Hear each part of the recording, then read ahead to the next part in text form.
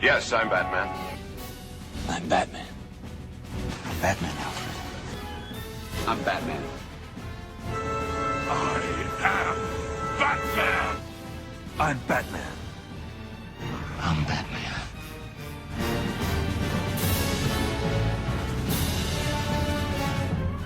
Greetings, Bat Family, and welcome back to Holy BatCast, brought to you by Real Fans for Real Movies.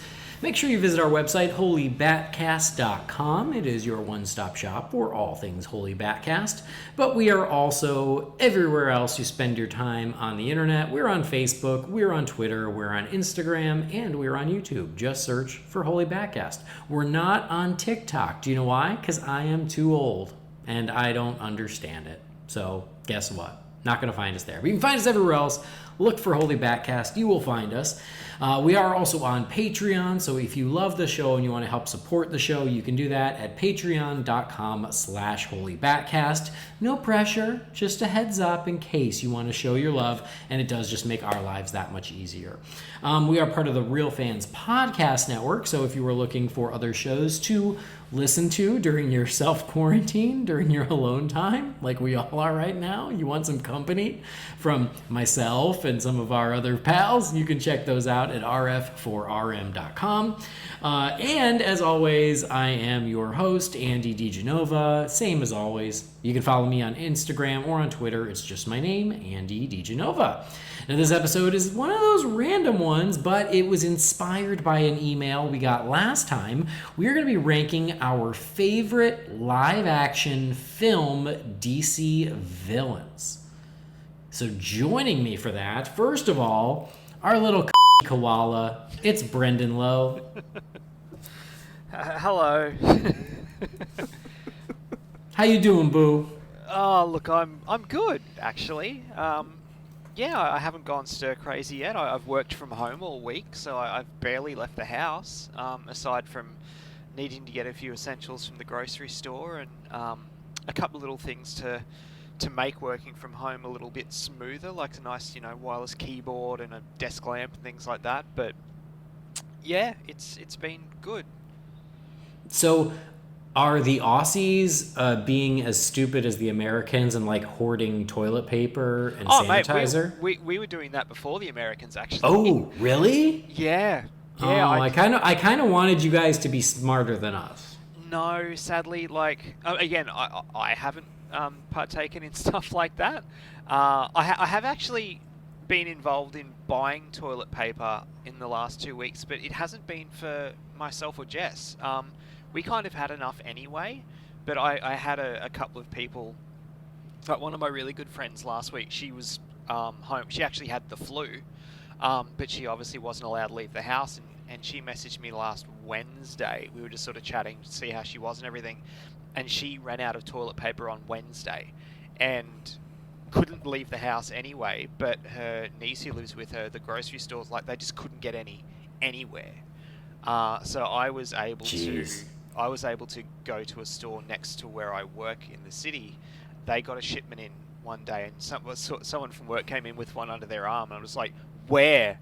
And I ran. I didn't even tell my boss. I just ran out of the shop and went, and I was able to get her some, and a friend from work was unable to get some the next day, so I bought her some as well. So I've been involved in buying toilet paper, but not for personal use, for other people who legitimately didn't have any and couldn't access any. But yeah, unfortunately, I think we were the first country in the world to really start the toilet paper frenzy. It's not one of our proudest moments, but it seems to have settled down a little bit. I think now that people realise, even though we've got to be at home, grocery stores are still operating and there are still supplies. Yeah. They're still getting stocked every night. Yeah, and who would have thought being someone who stocks grocery store shelves would become one of the most important countries. It's one of the most important jobs in the country. And yep, amen, man. Those people, God bless them. Oh, yeah, and lot of some of the big grocery store chains here in Australia, they've been contacting people who have lost their jobs, say through Qantas and things like that, offering them job because they're needing to put all the so many more people on to cope with the demand. And some of these people who are getting getting laid off through no fault of their own are getting some sort of employment through the grocery chains to help them through. But the unemployment numbers in Australia have just risen astronomically in the last week and a half. It's kind of heartbreaking to see. Yeah, absolutely.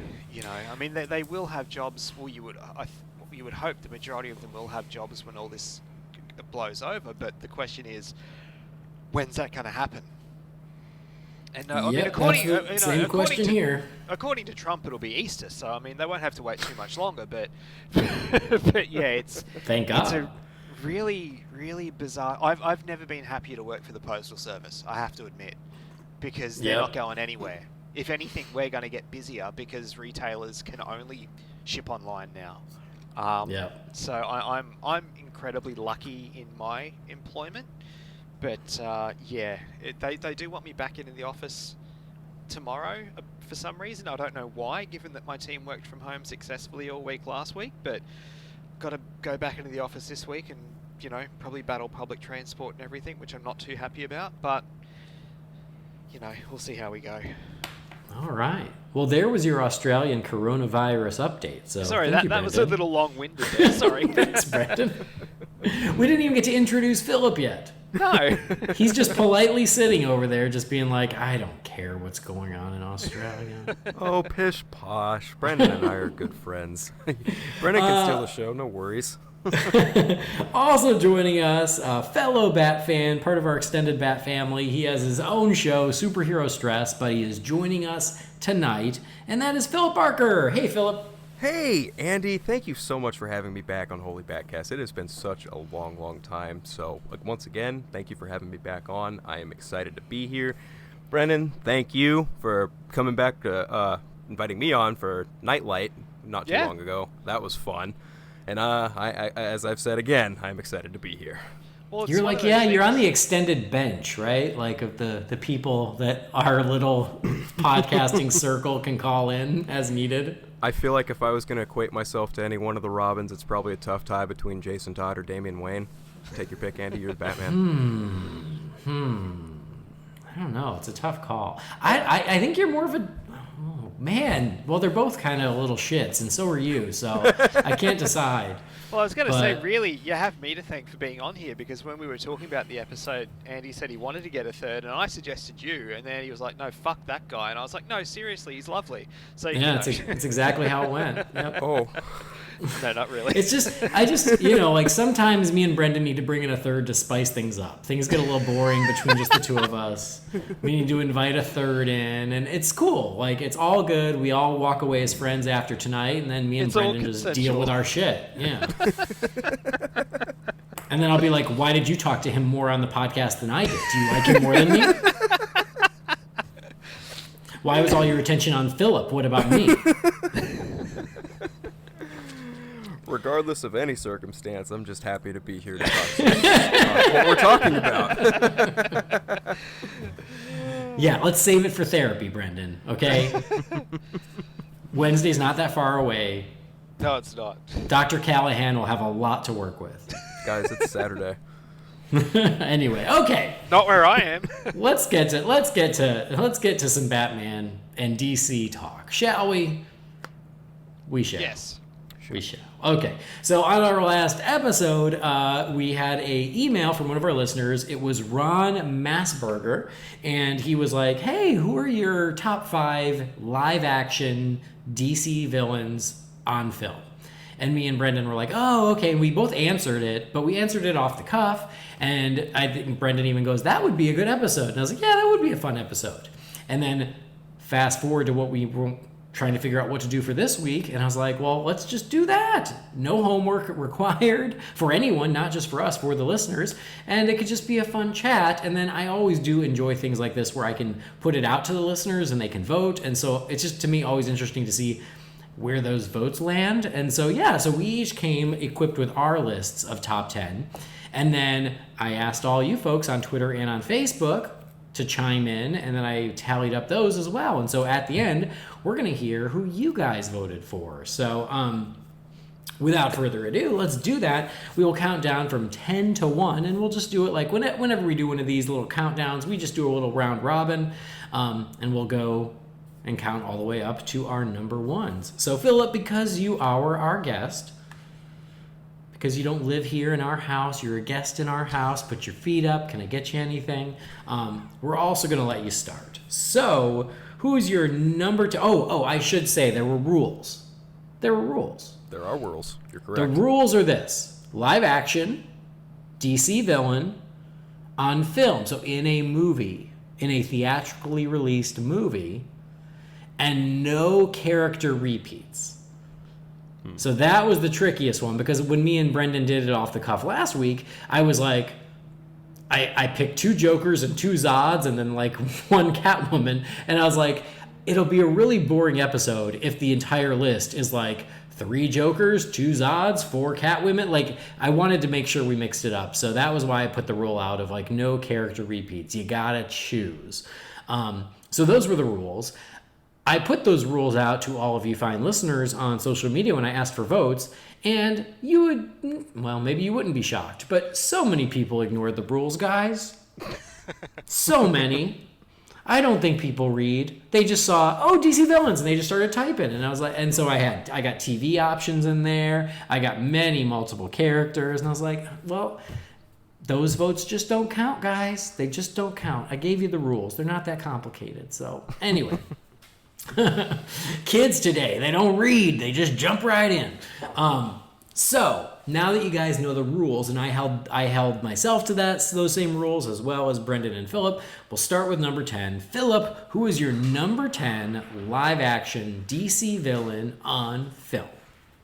Well, Andy, first and foremost, let me just reassure you that none of my villains on my list are from the movie Batman Forever. Thank God. So Matt Spalding, he put all Batman Forever, which I thought was hilarious. It was so funny that I sent him a package that might be ticking right now.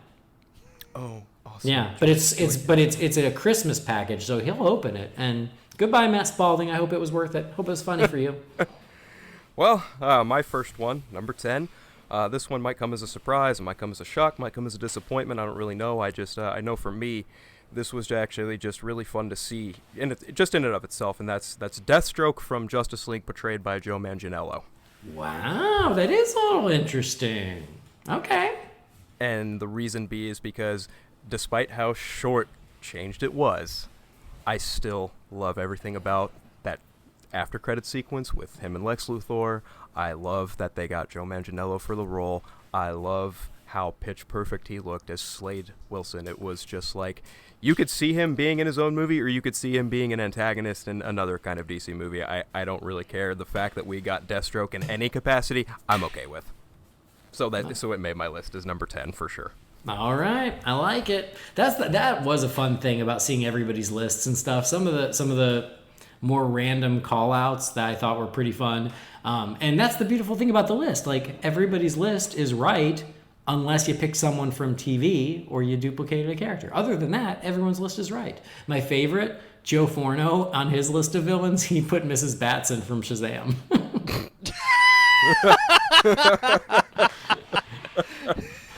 That gets a special shout out. That made me laugh. He's not wrong. He's not. I thought it was great. Okay, so Phillip, your number 10, Deathstroke, Joe Manganiello. What about you, Brendan? Okay, so I'm going to have a little preface as well before I dive into my top 10.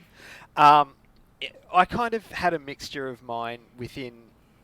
I mean, a lot of it is from enjoying watching the actor or actress in the role, and then a lot of it is also based on, the actual character in the movie and their villainous plot and everything. So, that said, my number 10 is based on enjoying watching the actor in the movie, and that is Jim Carrey's Riddler in Batman Forever. Oh my god. You fucking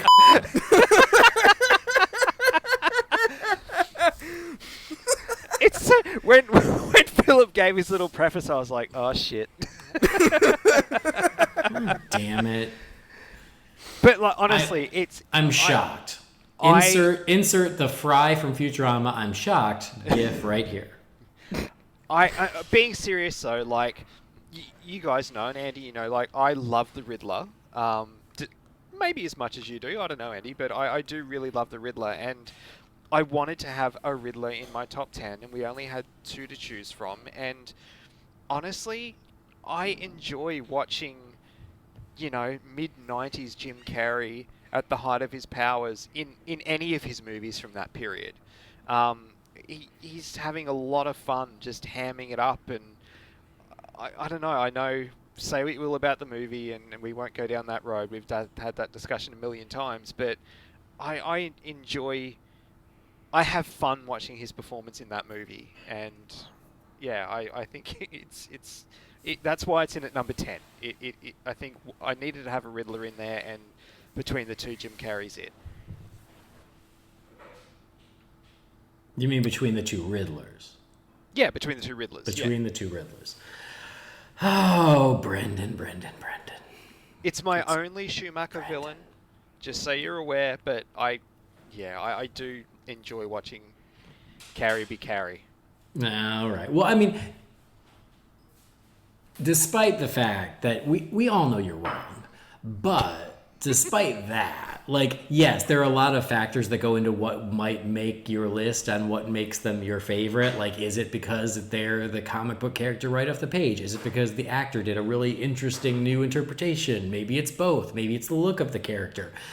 Maybe it's a combination of those things. So yes, I understand that. Yes. Got it. All right. So all that said is, I had to pick 10, but I love so many, so I feel bad for all the ones I had to leave off, especially because they were duplicate characters. But, it should go without saying that I love so many of our villainous friends. But I had to pick 10, and I did. So my number 10, and I am the only one who had this character on their list, including all of the listeners. This character didn't get a single vote from anyone except me, which I'm a little surprised by. And that is Ursa from Superman 2, played by Sarah Douglas. Okay. I love her. I think she is so good. I mean, Terrence Stamp is amazing as Zod, but she is such a terrific lieutenant to him. Her performance is awesome.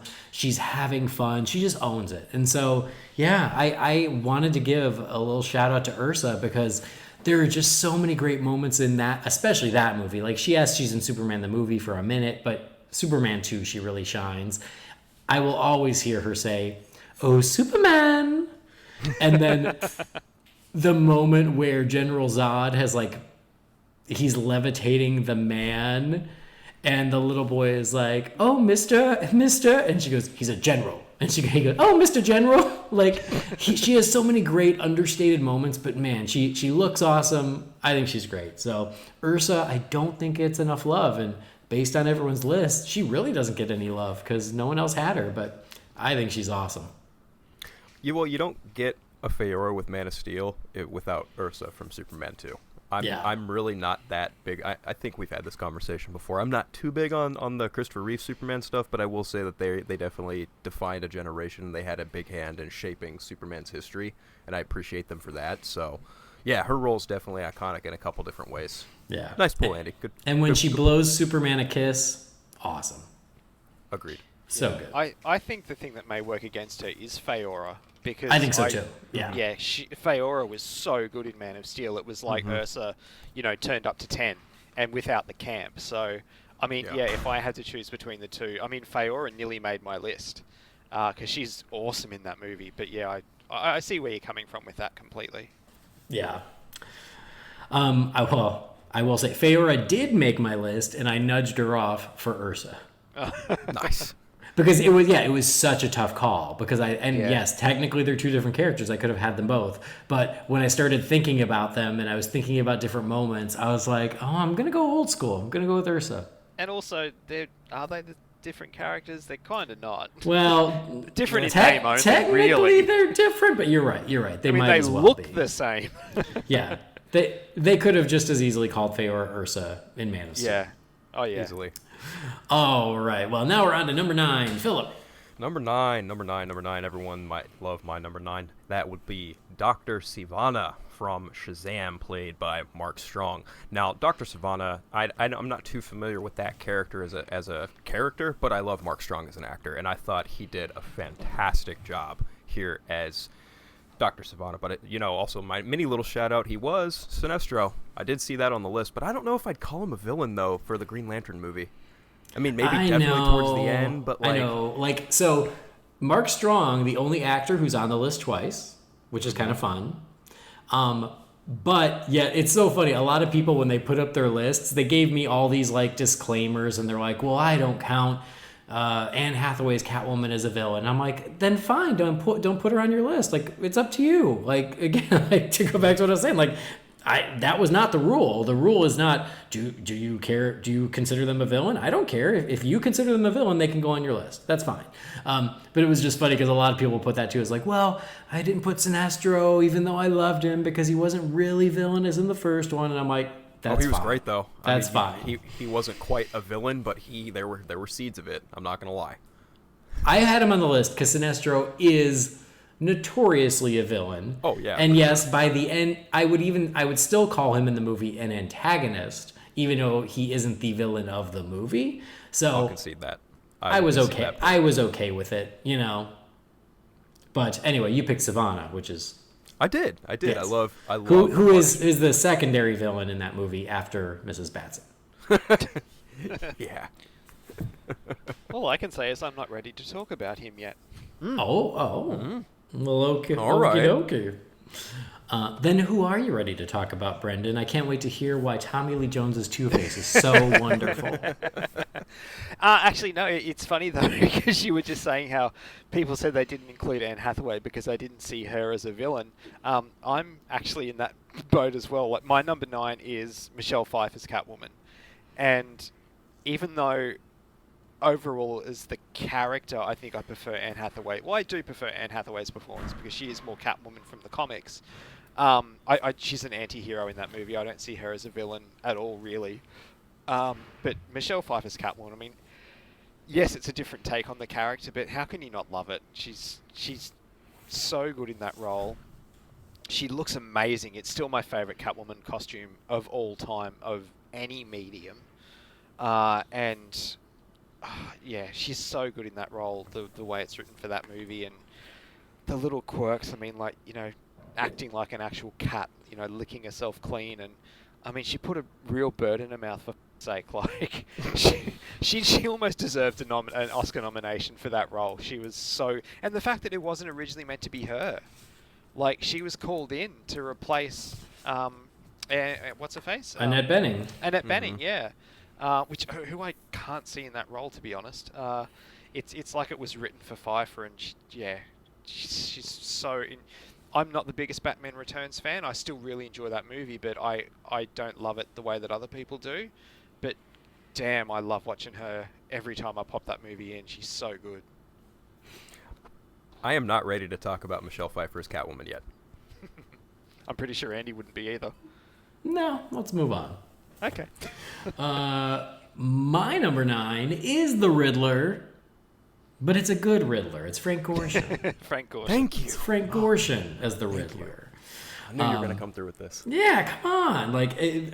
I understand where Brendan's come from. I wanted a Riddler on my list, but the fact that you think Jim Carrey gives a better performance than Frank Gorshin, oh, girl, please. I don't think it's a better performance. I have a lot of fun watching it. Frank Gorshin is so good as the Riddler, and because he was the Riddler in Batman the movie. And the one thing that's so crazy about Batman the movie is that with the 4 villains, Riddler, Penguin, Joker, Catwoman, the Penguin and the Riddler sort of take turns being in charge, and not the Joker and Catwoman. It's interesting, and he's so great, and he has so much range in playing the Riddler. I love that he knows when to go quiet, he knows when to go smart, and then he's okay to explode and go crazy too. And he does it all, and he just owns it. He's so freaking good. And to do it next to Burgess Meredith's Penguin and Cesar Romero's Joker and Lee Merriweather's Catwoman,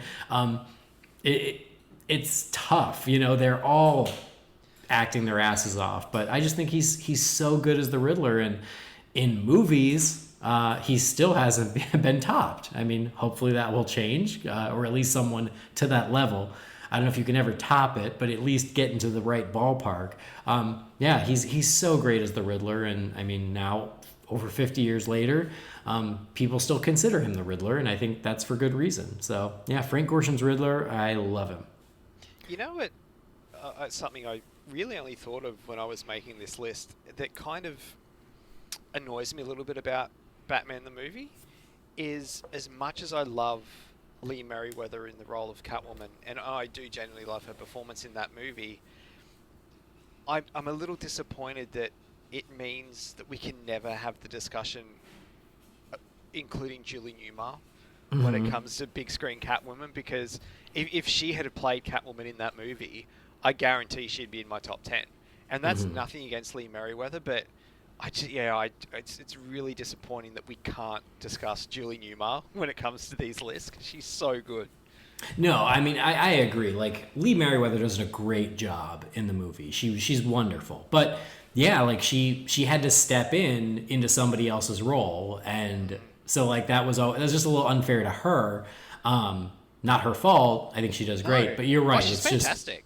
Yeah, it's just a weird thing where it's like, oh, like it's a shame Newmar wasn't there and wasn't able to be a part of that too. I used to watch that movie a lot on repeat as a kid, and Frank Gorshin and Lee Merriweather were pretty big standouts in that movie. But again, Julie Newmar really owned the heck out of that role back then on the TV show. So I don't disagree with anything said. I'd love to have seen Julie Newmar done up as Miss Kitka in that pink night and everything.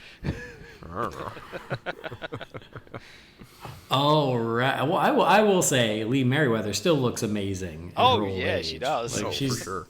Yeah, she's doing great. But the point was Riddler was my number 9. All right, on to number 8. Phillip? That would be good old conniving, sniveling Mr. Know-It-All Lex Luthor from Batman vs. Superman, played by Jesse Eisenberg. Now, the reason is because due to past purely movie-only live-action interpretations of Lex Luthor, I'm just not that big on real estate bad guys. I like me some lunatic, crazy scientist who happens to own his dad's business. I'm totally okay with that.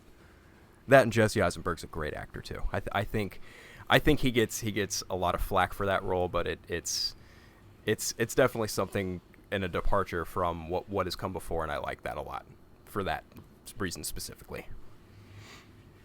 I mean, just because something's not what people were expecting doesn't mean it's bad. Right. Which can be said essentially for that movie in general, but yeah, Very particularly true. with Eisenberg's Luthor, it's not a bad interpretation. It's just not what people were expecting. Right. Oh, it was a very different spin. Oh yeah, there are some moments in there where he's legit like cold and calculating like Lex Luthor, and it's almost pitch perfect. I love it. Yep. No disagreement. He gives a great performance in that movie, and it's a shame how many people discount it just because they wanted a different Lex. Right. You know? I agree completely. Cool. Who's your number 8, Brendan? My number 8 is Ocean Master. Oh. Okay. Nice. Yeah.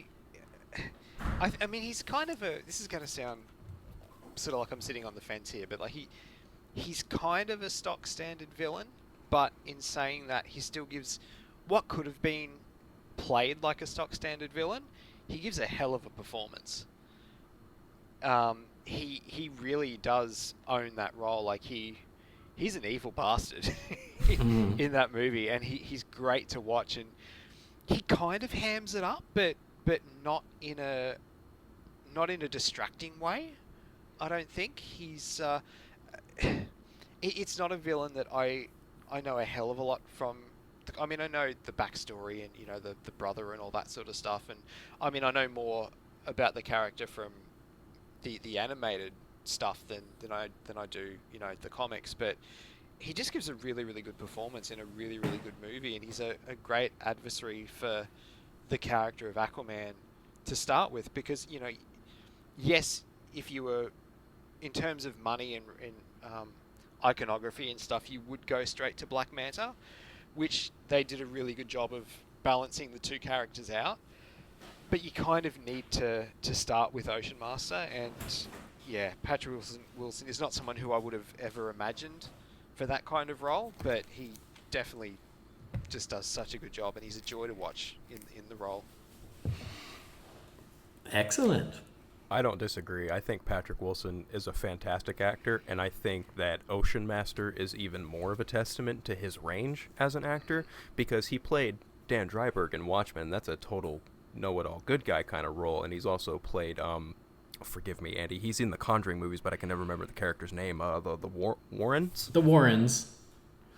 I forget his first name. Right. Mr. Anyway. Warren. Yeah, Mr. Warren.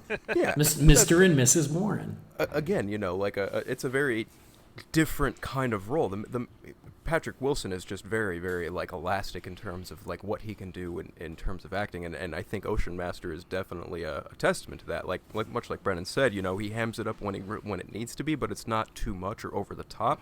But at the same time, he takes it seriously enough to where it feels honest. And I love Patrick Wilson in that Ocean Master gear. It's just so accurate and so visually appeasing. As an Aquaman fan and as an Ocean Master fan, it was just so nice to see that come to life, but also have it played by a great actor like Patrick Wilson really drives it home. Well, I'm not ready to talk about Ocean Master. Okay. But Yeah, I didn't think you would be. with number 8, I am ready to talk about his pal Black Manta. Oh, cool. So my number 8 is Black Manta, played by Yahya Abdul-Mateen II. And honestly, I think the only reason he isn't higher is because he's very much the supporting villain in Aquaman.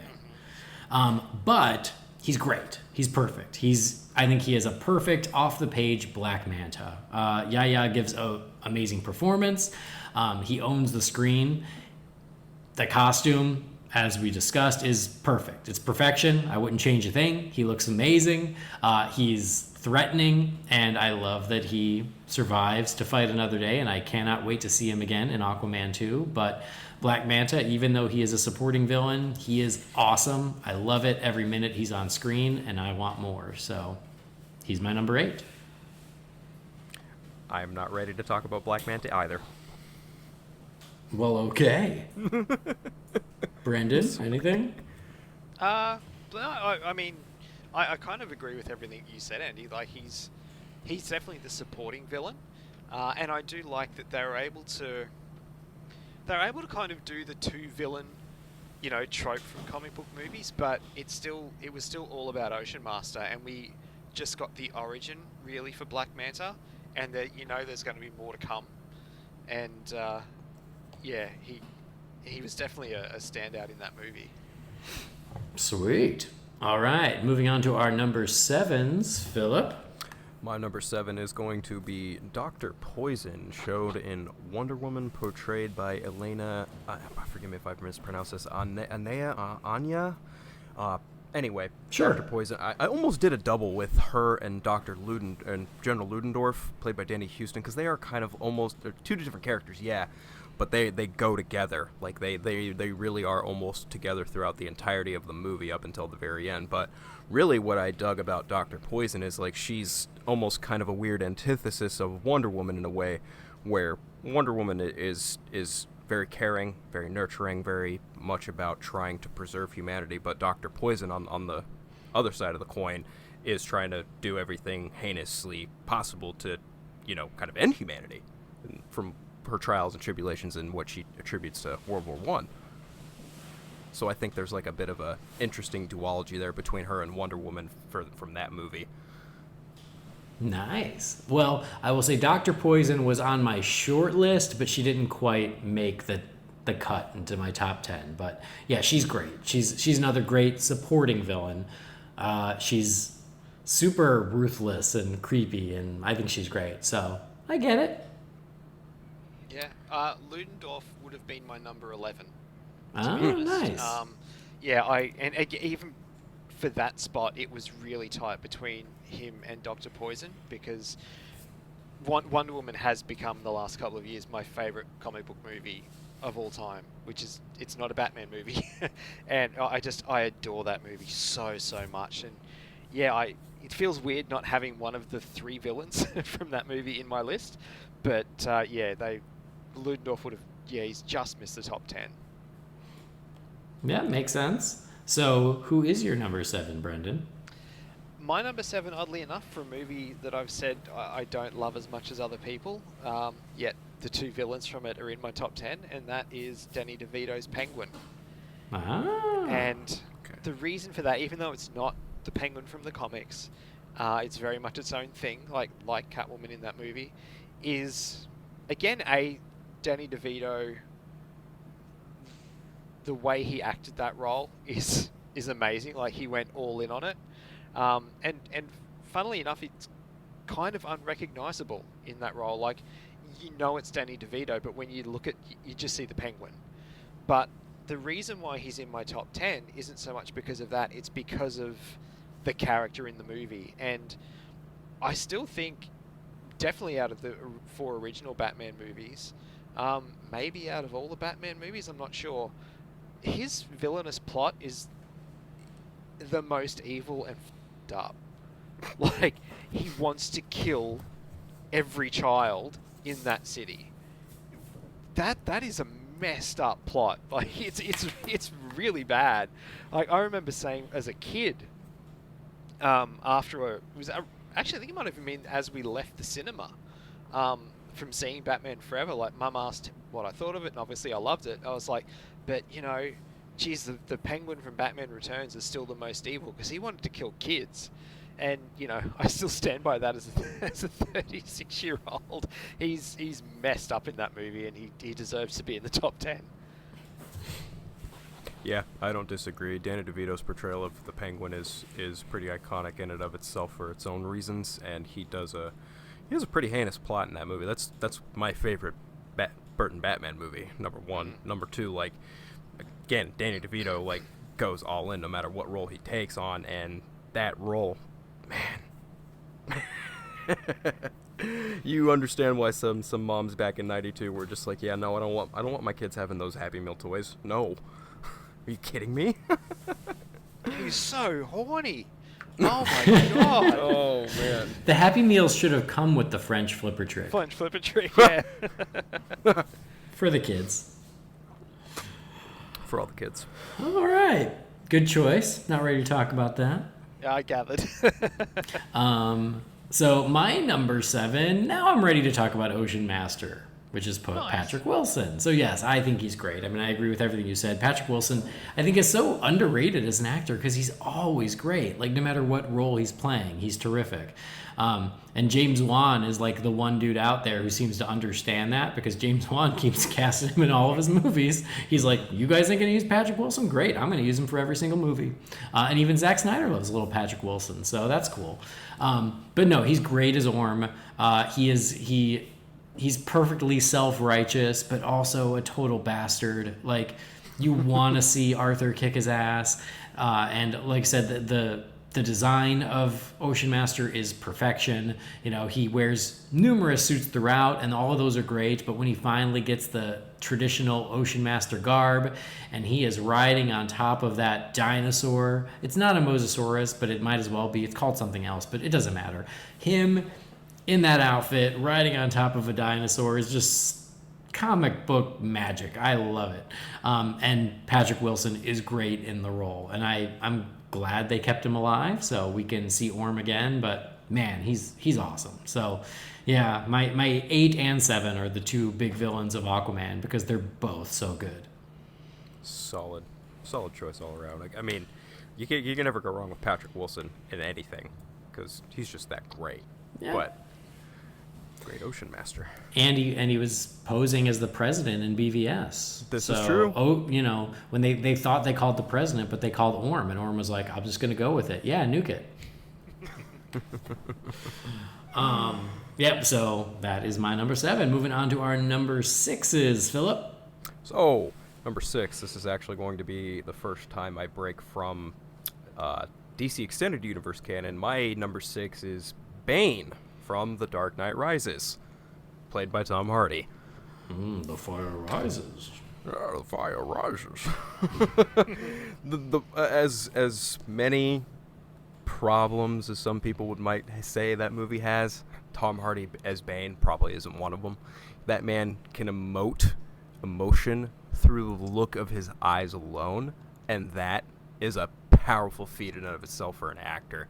And also, I was just super happy to watch him break Christian Bale's Batman's back for, personal reasons. But anyway, I just really like what he brought to that role that, something that Joel Schumacher couldn't necessarily do with Batman and Robin.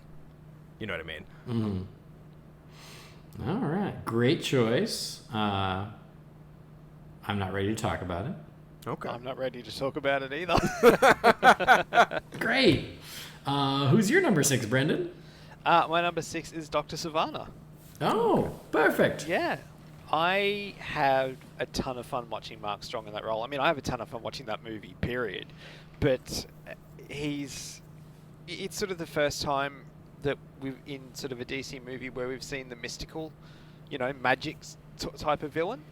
And to me, it all comes down to that scene in the boardroom. Like, he's just an evil son of a bitch. Mm-hmm. And again, like all these ones that I've said so far, like he's a joy to watch on the screen. Like, even though he is an evil bastard, I love watching him be an evil bastard in that movie.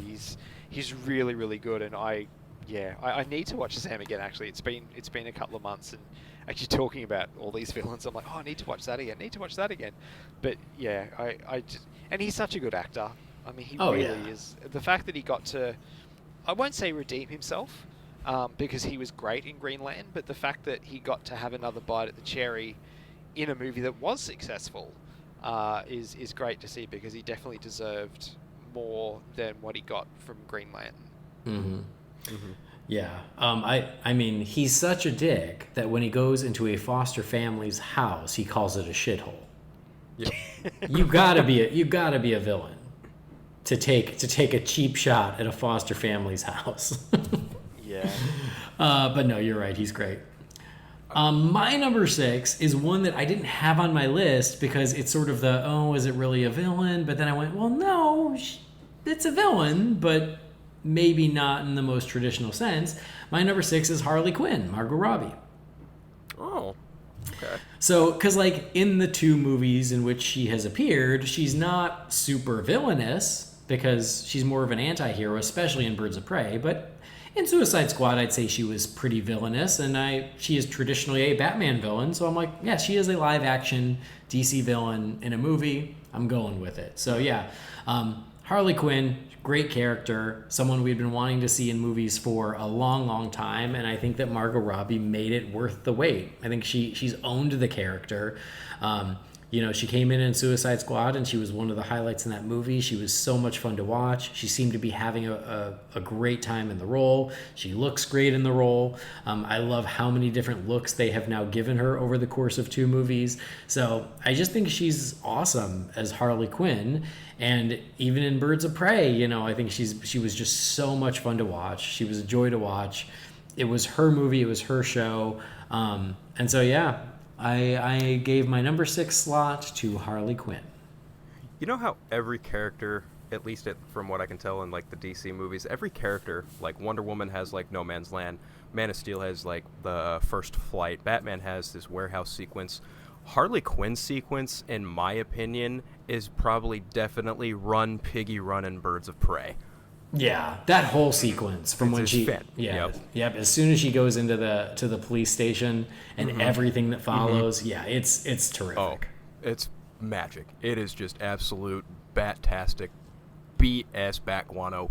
Sorry, Jamie, didn't mean to steal your word there, but it is just insane, and I love it. I love her line delivery of that is just like, "Run, Piggy, run!" Oh man, she's awesome. Honestly, if she hadn't been such an anti-hero in both those movies, and we'd actually got to see her play bad against, say Batman or whatever, she'd probably be in my top 3. Because you're right, she's amazing. She embodies that role so much, and she she loves playing that role. She's like Gal Gadot with Wonder Woman. Like she owns that role and is proud to play that character. And she's a joy to watch, and bloody just good to watch in general. Let's be honest. But yeah, if I'd had a chance to really see her be a villain, like I said, she'd definitely be top 3. But unfortunately, not there yet. Yeah. No, and again, that's why I sort of wasn't sure, but then I went, well, I mean, Suicide Squad, she could be pretty shitty in that movie. And then even what we were just talking about in the police station, she is, ransacking a police station and beating the crap out of a lot of cops. She's not a good guy, so I felt okay with it. I love it. All right, moving on. Number 5, Philip. My number 5 is actually from Birds of Prey, and that will be Black Mask, portrayed by Ewan McGregor. Oh my god, I've waited such a long, long time to see Roman Sionis brought to life, and I don't think there could have been a better actor to bring him to life. And the movie that they chose to bring him into life in, and the actor they chose in the form of Ewan McGregor, just, oh my god. I love everything that they did with this character, because he's just a total bastard.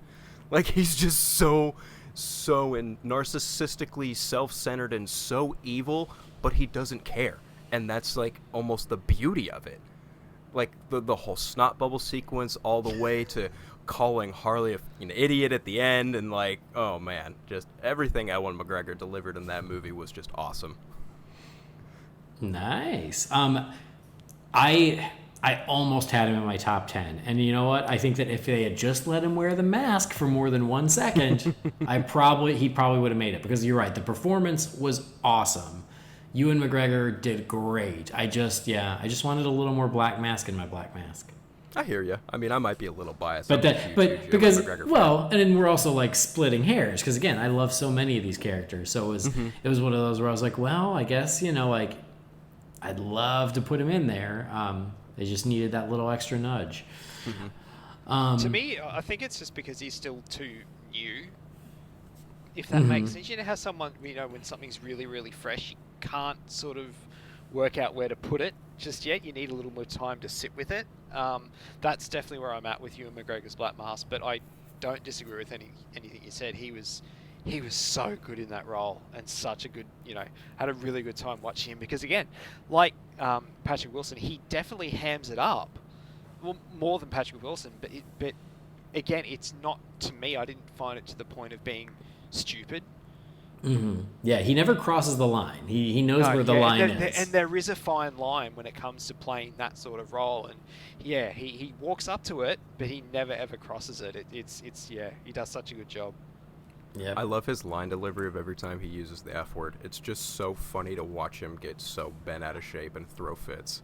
Oh God! And the compilation that was making the rounds online, where someone had cut them all together, was amazing. And so much that even Kathy Yan retweeted it because she thought it was hysterical. I thought that was so funny. So I have to source it. I haven't. Yeah, look for it. Someone cut together every time he says the F word into one Roman Sionis F word supercut. It was great. Oh, nice. I have to find it. Who's your number 5, Brendan? My number 5 is Tom Hardy's Bane. Hey. And again, this is because of the character in the movie. Like, is it the Bane from the comics? Hell no. Is the voice a little bit goofy? Sure is. But he is so bad in that movie. And like what Philip said before, I mean, I know you're talking more about Christian Bale's Batman as opposed to Batman in the story, but I mean, that fight scene in the sewer is brutal. Yeah, and the fact that they cut the score, like there's no score in that scene, you feel every punch, and he is such a tough bastard. And I mean, Tom Hardy, just again, in terms of the performance, he went all in. You know, he embodied that role. He changed himself physically for the role. And again, not the Bane from the comics, but the look of the character, the aesthetic is great. It's terrifying. That mask is scary as hell. Yeah, I mean, I'm not the biggest fan of the movie. A lot of it falls apart for me, but that character is again, it's a constant. He's so threatening throughout that whole movie and just evil, completely evil. I mean, hanging the soldiers and stuff from the bridge. Mm-hmm. I mean, that's some like World War II style shit like that. Yeah, he's evil, man, and he's Oh, he's primal. He's like the definition of just absolute pure primal instinct, and it was definitely something like I'm right there with you, Brennan. I'm not really too big on the movie as a whole, but like with him in that role as Bane, it's so fun to watch him be that character. Cool. Not ready to talk about it yet. Oh wow. Okay. My number 5, I am ready to talk about Danny DeVito as the Penguin. nice. So yeah, my number 5, the Penguin, Danny DeVito, and I've talked about it in the past. As Brendan said, and as everybody knows, like no, it's not really the comic book Penguin. It was a very different take and a very different spin on the character, but it was one of those things where I always saw eye to eye with Tim Burton when he said, he's like, I never really liked the Penguin, so I had to make him interesting to me. And I was always like, yeah, I agree. And I feel like the Batman Returns Penguin made him more interesting to me. I love the tragic monster version of the Penguin. To me, that's just so much more interesting, and it's so much more fun to watch. And Danny DeVito, man, he throws himself into that role 100%. As Brendan said, like, you don't even recognize him. He is acting his ass off. I think he gives an amazing performance that I think, unfortunately and unfairly, gets overlooked quite a bit because I think he's so good. But I think, in some ways he was competing with the memory of Jack Nicholson's Joker, and then Michelle Pfeiffer was sort of the standout in that film. So I feel like he sometimes gets unfairly ignored, but man, he's so good in it. And he is evil, he is a villain, and at the end you still somehow feel bad for him, which I think is a neat trick that the movie pulls off. I love him as the Penguin. I can watch him all day. He is so much fun to watch, and you can tell that Danny DeVito is having a blast doing it. So yeah, I love him, and I love the look of it. I love the design. I think he's a great version of the Penguin. Well, I think what you said. Sorry, Brennan, go ahead. No, you go, Phillip. You're right. Okay. Sorry. What I was gonna say, Andy, since you brought up the fact that he has like kind of a monstrous upbringing, even that in and of itself, the fact that he was given up by his own family, there's still like a level of humanity there that you can still kind of identify with. Because what if you were to put yourself in that kind of situation? Like, what if you did grow up the same way Oswald did? You can kind of understand. And I'm not saying or justifying anything he did in that movie was like good, but you can kind of understand where he's coming from that perspective. Well, yeah, I mean, he's so evil. Like Brendan said, his plan is so evil. He wants all the other firstborn sons of Gotham to suffer the fate that he almost suffered. Like, evil, right. So evil. But yeah, when you look at it and you're like, God, this is a guy who just got a bum deal, Yeah. Like, he got dealt a shit hand. And so when he dies alone and the only one who gives a shit are his penguins, you're just like, oh man, that just sucks. Yeah. I love, like, that scene's one of my favorite scenes in the movie is when he dies. The music is perfect and it's just so tragic. I love that. I love that movie. So I was going to say too, like how you said, Andy, that Tim Burton said that, the Penguin didn't interest him and he needed to tweak the character to make it something interesting. I do understand that because I think people may not realize, this movie predates Mob Boss Penguin. Yeah, exactly. That wasn't the thing. The Penguin was the goofy guy in a tux who had umbrellas, trick umbrellas. That was and birds, yeah. Yeah, so I mean, I do understand where Burton came from in wanting to change the character. It makes total sense, and he did make him a better character than what was in the comics at the time. It just it wasn't. I do like it, but yeah, it wasn't the right thing for what was marketed as a kids movie. Not that was Burton's fault. That was on the promotions team from Warner Brothers. But yeah, I do understand why they had to change the character for him to work in a movie, because otherwise it was just Burgess Meredith all over again. Well, yeah, and again, like, and I think that people don't give it enough credit because of how gross he is and everything, where they're like, oh, they completely changed it. That's not even the Penguin. But, like, yes, Burton changed his origin, but he also still made sure he had the trick umbrellas. He made sure he had the pet birds. Like, he made sure that, you know, like, he still got there. He still had the top hat and the tux. Like, he still got there. He just took a different road, which... Yeah. He even honored the monocle. Yeah. So... I love it. I know that is a version that's very divisive, but I think he's awesome. You know what? I'll even say that you don't get Mob Boss Penguin unless you get Batman Returns Penguin, while also you get Batman the Animated Series. You don't get Mob Boss Penguin without those two versions happening at all. Yeah, it's amazing how much the character evolved in that time period because of the movie, then the animated series, then the comics sort of picked up the slack of being like, okay, well. And they're the ones who really firmed up the idea of Mob Boss Penguin. And aesthetically, Penguin in the comics these days looks more like DeVito's Penguin as well. Yep. I'll agree with that. He's always looked a little bit more grotesque and you know, ghastly since that movie, and that's a design change that I'm very happy with. I think that was a cool move, making him a bit more freakish. Yeah. And he drives a duck, y'all. A duck. He does. So awesome. All right, we are on to number 4, Phillip. We're not done talking about Batman Returns, guys, because my number 4, I'm ready to now finally talk about Catwoman, portrayed by Michelle Pfeiffer. Excellent. Yeah. So, as we've made abundantly clear on this episode, we're huge fans of Batman Returns. Batman Returns is my favorite Batman movie, and part of the reason of that is because of Michelle Pfeiffer as Selina Kyle. I love how her suit comes together. I mean, her origin in the movie's a little, questionable by, suspend your belief standards, whatever, be that as it may. I love Michelle Pfeiffer as an actress, and I love her in this role. To me, this is my Catwoman. Everyone always has that, oh, this is my Batman, this is my Superman, this is my Joker. Well, you know what? This is my Catwoman, and I will cherish it till the day I die. All 9 lives. All right. I have nothing to add, and Brendan already talked about it. Mm-hmm. Yeah. Brendan, who's your number 4? My number 4 is Liam Neeson's Ra's al Ghul. Oh, yeah. I love the way that they weaved, the League of Shadows and Ra's into Bruce's origin in the Nolan films, and the twist is so good. If you didn't know that was coming, more power to you, because I had that spoiled for me before I saw the movie, like days before I saw the movie, unfortunately.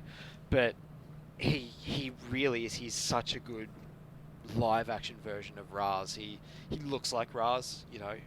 We don't ever really see him in the cape and everything, but aside from that, I mean, he looks like the character. His plan is very much, of the character in the comics. And it's Liam Neeson, man. I mean, he's such a good actor. And to see him have that dual role of mentor and essentially good guy, for the most part, in the first act of the movie, to then just, this evil mastermind in the third act of the movie, it's so much fun to watch. And like I said, it's Liam Neeson. Like, he's such a good actor, and he's Ra's to me. Always will be. If you were to tell me that there was another actor that could pull off Ra's al Ghul or Ra's al Ghul, whatever way you want to say it, that isn't David Warner, and it has Liam Neeson, I wouldn't have believed you until I saw Batman Begins. And I don't disagree with anything Brendan said. The twist, what I actually really love about that character in particular, Liam Neeson's portrayal of the character and the dual identity of Henry Ducard and also being Ra's al Ghul.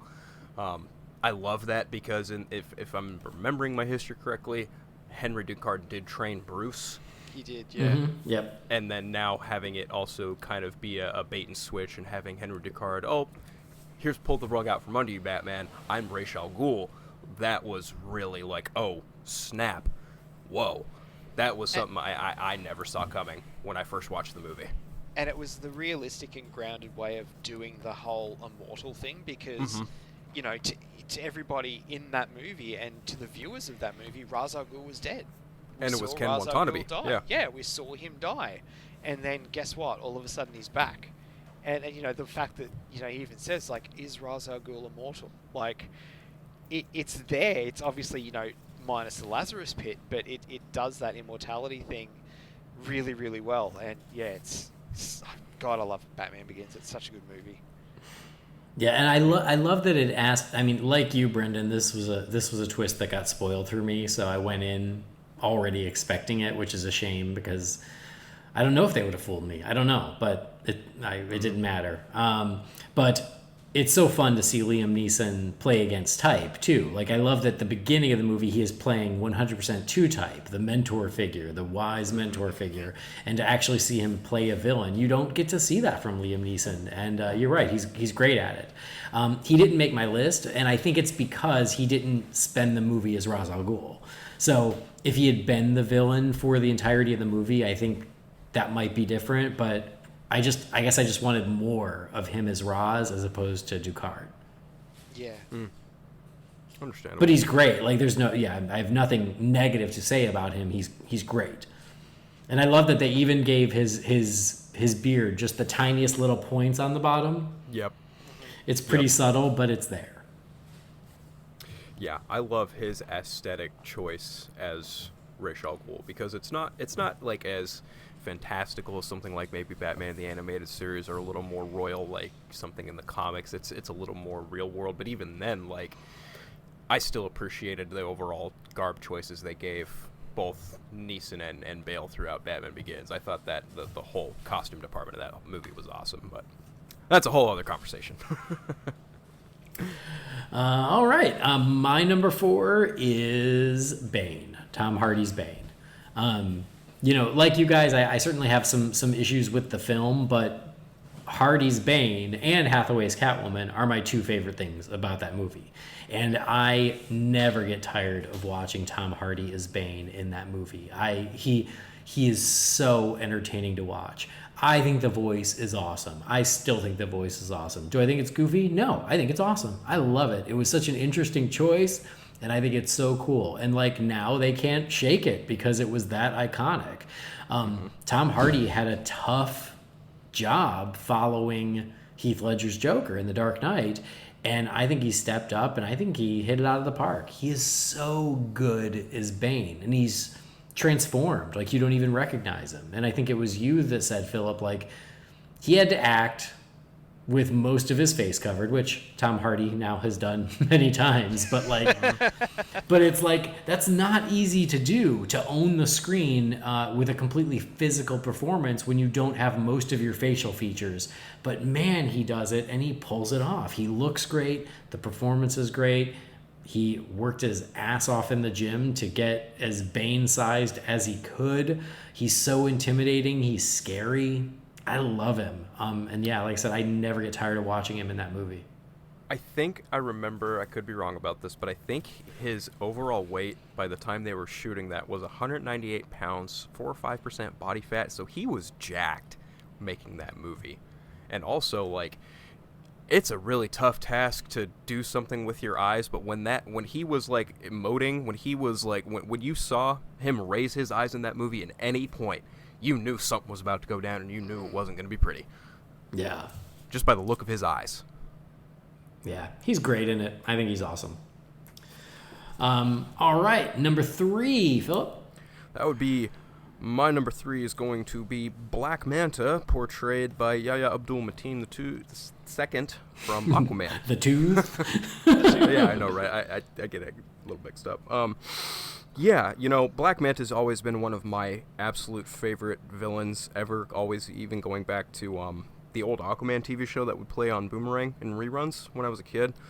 So I caught him there. That was my first introduction to the character, and I've always just been really, really big on the character since then. And when he finally got his live-action debut, it couldn't have been more perfect for me. I love the character to death. I love the way they made him in the movie. I love the origin of him in the movie, and I can't wait, much like you, Andy, I can't wait to see him come back for the second one. I think even the writer of Aquaman 2 said on Twitter a day or two ago that they're not really looking at one specific story, but they're looking at a lot of Black Manta-centric stories, and that makes me really happy. I'm excited to see Black Manta return for the second Aquaman movie. Awesome. Excellent. Well, cool. Brendan, who is your number 3? My number 3 is I'm going on a bit of a run on Nolan villains here. My number 3 is Aaron Eckhart's Two-Face. Nice. My only complaint really about his portrayal in the movie is that I don't get more of it. Mm-hmm. Yeah. He's a fantastic Harvey Dent. I almost wish, I know it wouldn't have worked with the story they were trying to tell, but I almost wish that they had showed the transformation in that movie and then him be the main villain for the third one, or have a bigger role in the third one, which I remember reading on the internet in the lead up to The Dark Knight, like back in like 2006 or 2007, was that was going to be the plan, that who's going to get scarred in this movie and then be the main villain in the third, but wasn't to be. But I mean, when he does turn, when he becomes Two-Face, he's so good.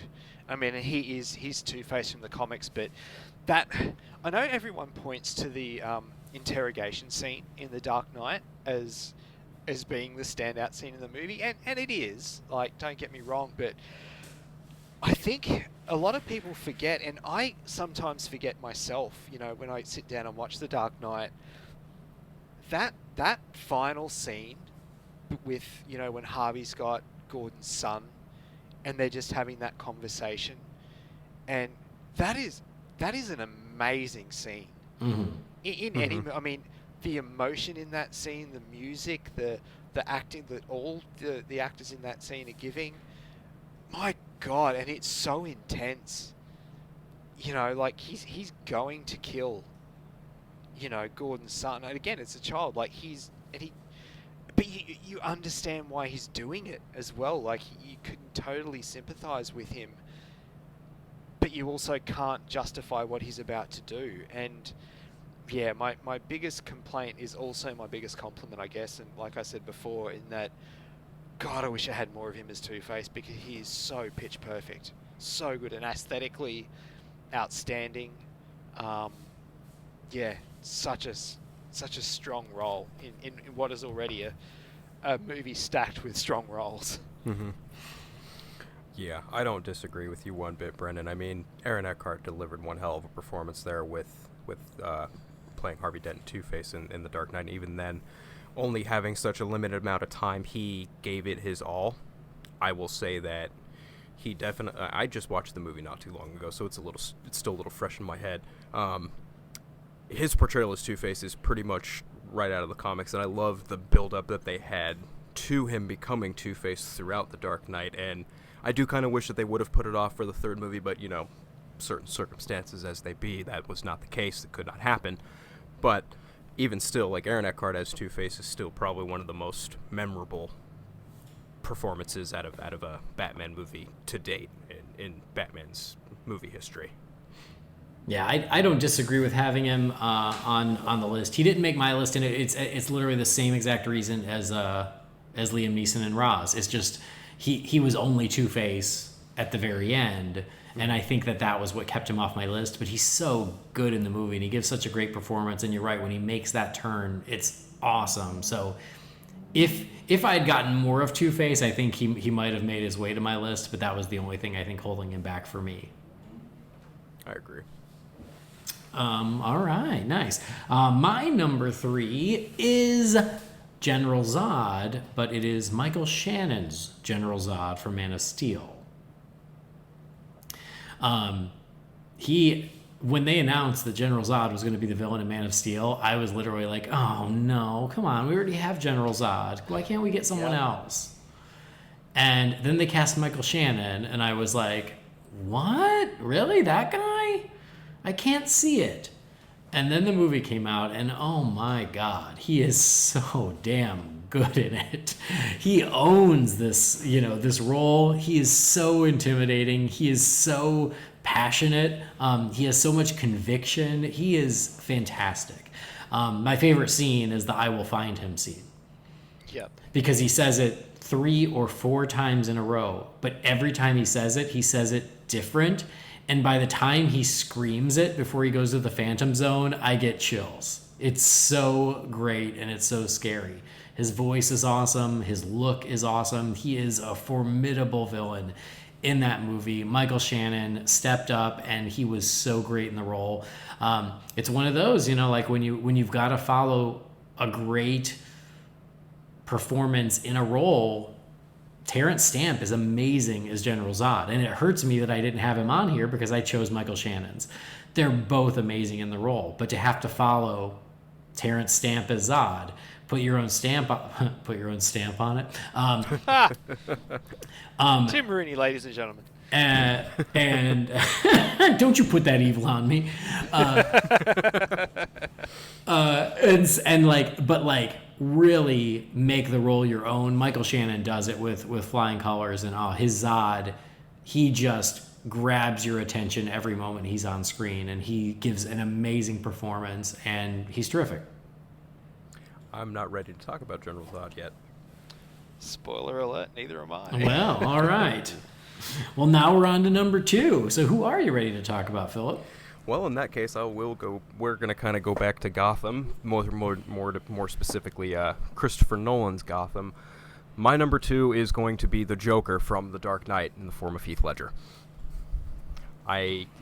This was actually the one role I was really excited about back in 2008 until, unfortunately, he had passed, so that made seeing this movie a little more important to see what he was going to do with this role as opposed to what Jack Nicholson had brought to it. And I gotta say, he still to this day, after rewatching it, he does not disappoint whatsoever. He brings his all. He embodies everything about the chaotic version of the Joker that you could imagine. And I gotta say, his performance is literally the epitome of the statement lightning in a bottle. You are never going to see something like that ever again, I don't think. All right. Well said. Brendan. I can piggyback off that because my number 2 is also Heath Ledger's Joker. Hey, there you go. Look at that. I mean, what can you say that hasn't already been said about Heath Ledger in that role? I mean, you talk about an actor completely disappearing into a role, and I think he's still the first thing I think of when people say that, because I mean, it's not Heath Ledger. It's not. You don't see him at all. Again, is it the Joker from the comics? It's not. But what it is just this force of nature that... I mean, God, it's been, 12 years almost, and it's still lost for words when it comes to his portrayal in that movie. And you're right, his untimely passing was devastating, but it gave this movie this real air of not mystery, but it's hard to verbalize it. The movie itself just had this real weird feeling around it as well. I mean, it was already completely hyped, and I mean, I'd been looking forward to it for 3 years. I mean, that first trailer that dropped in the December of 2007, when we really got to first see what the Joker looked like and how he was sounded and everything. I mean, it just blew me away.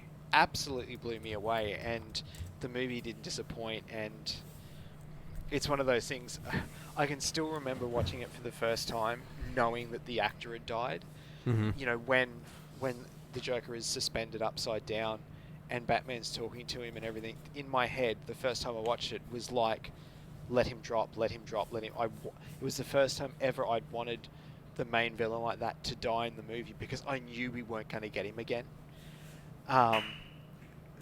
Which is just to this day heartbreaking. But to add even more injury to insult, his line while he's hanging there is, yep. I think we were destined to do this forever. Yep. And I really do wish we could have seen him in a third movie, honestly. Oh yeah, I mean, totally worthy of the Oscar. I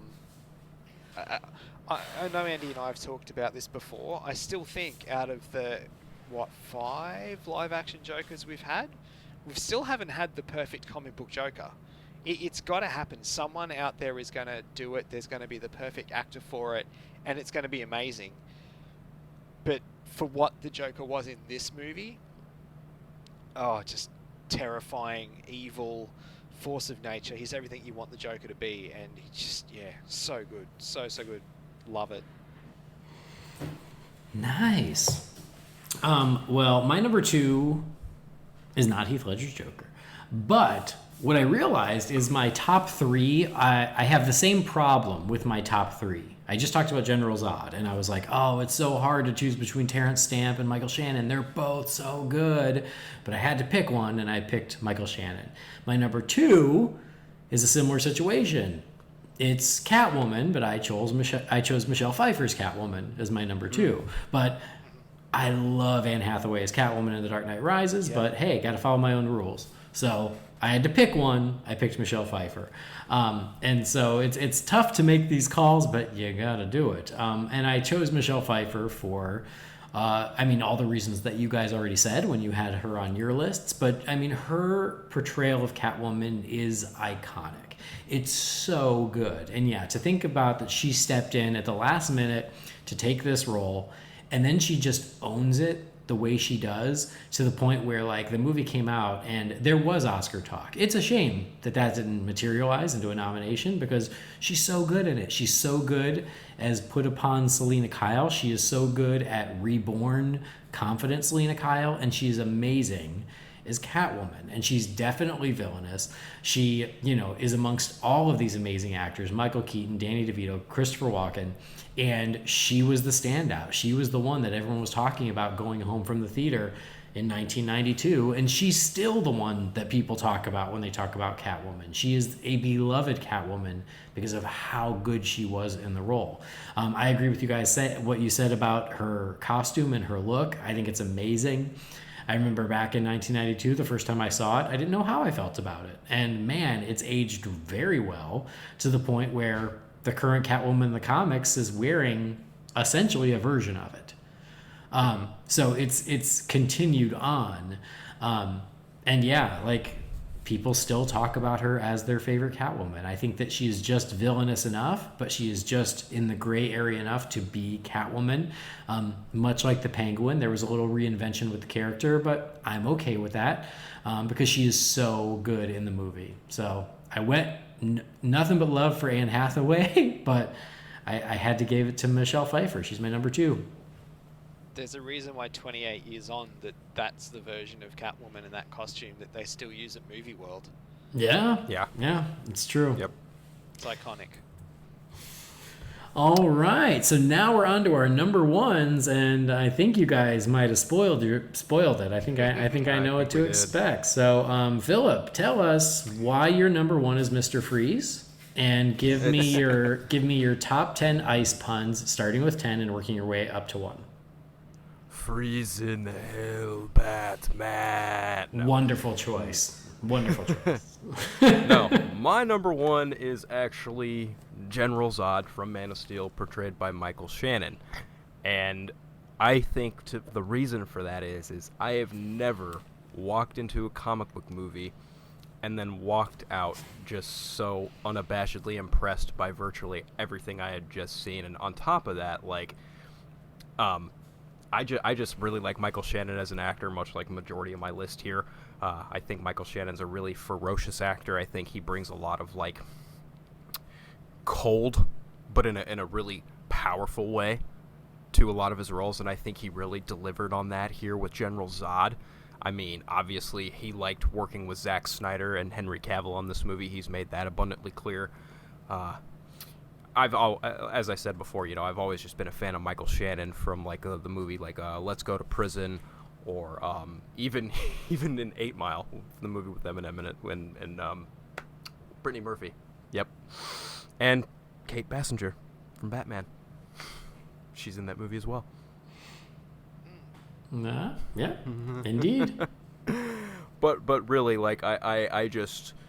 The conviction, like you mentioned, Andy, with General Zod and what he brought to the whole movie as a whole, like the fact that he was just like this very antithesis of what Clark and Superman was, and how he was literally going to stop at nothing to basically bring Krypton home. And when it got to the point where he couldn't bring Krypton back, he was like, oh, well, you know what? To hell with it. I'm just going to destroy everything you love then. And that was it. Like, there really was going to be no stopping General Zod. And I think that's something you don't see in a lot of villains, is they can be dismantled in certain capacities, and General Zod wasn't going to be dismantled so easily. Oh, God. And the way he delivers, my only purpose is to serve my people. And now I have no people. Oh, man, it's so good. You took that from me. Yeah, dude. Like, his line delivery in that movie, so stellar. So fantastic. Amazing. Brendan, your number one is Bane from Batman and Robin. Tell us all about it. Tell me all of his favorite lines. Bomb is definitely number one. That's pretty much it. But yeah, I mean, look, General Zod from Man of Steel. He's number one with a bullet.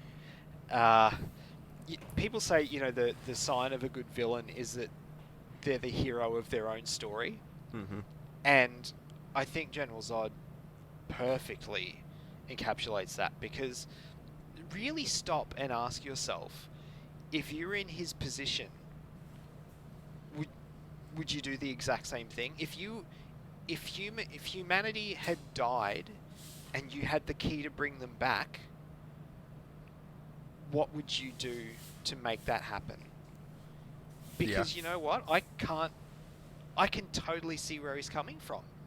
And I don't disagree with where he's coming from. I mean, mass genocide aside, I understand his motivation, and I mean, not just the fact that he was bred to serve the people of Krypton, but just as an army general, you've got the power to bring back your entire race. I mean, what? Yeah, of course you'd do what he does. I think anyone would. But Andy said before, the whole, I will find him scene. And yeah, a lot of people point to that, and it is. Like, it's a tremendous scene. It's not the him screaming, I will find him, that I love in that scene, though. Which, and like you said, he does say it differently every time, and it just gets more and more terrifying. There's a part in that scene, though, and it's kind of hard to verbalize. I can visually do it, but it's really subtle. There's one point where he's looking at what's Clark's mother's name? Martha? No. Yeah, sorry, Kal-El's mother's name. Mrs. L. Lara. That's right. Yeah, when he's looking at Lara, and he goes to say something, and he stops himself, and he does this little head tilt, and it's the look that he gives, this look of absolute disgust. It's really, really subtle, but man, it's so good, and it's so evil. And yeah, I mean, the way he speaks to the council and everything, like he is like he believes that what he is doing is right, and everybody else is wrong, and they can't. And you know what? He is right. What he was doing was going to essentially save their race.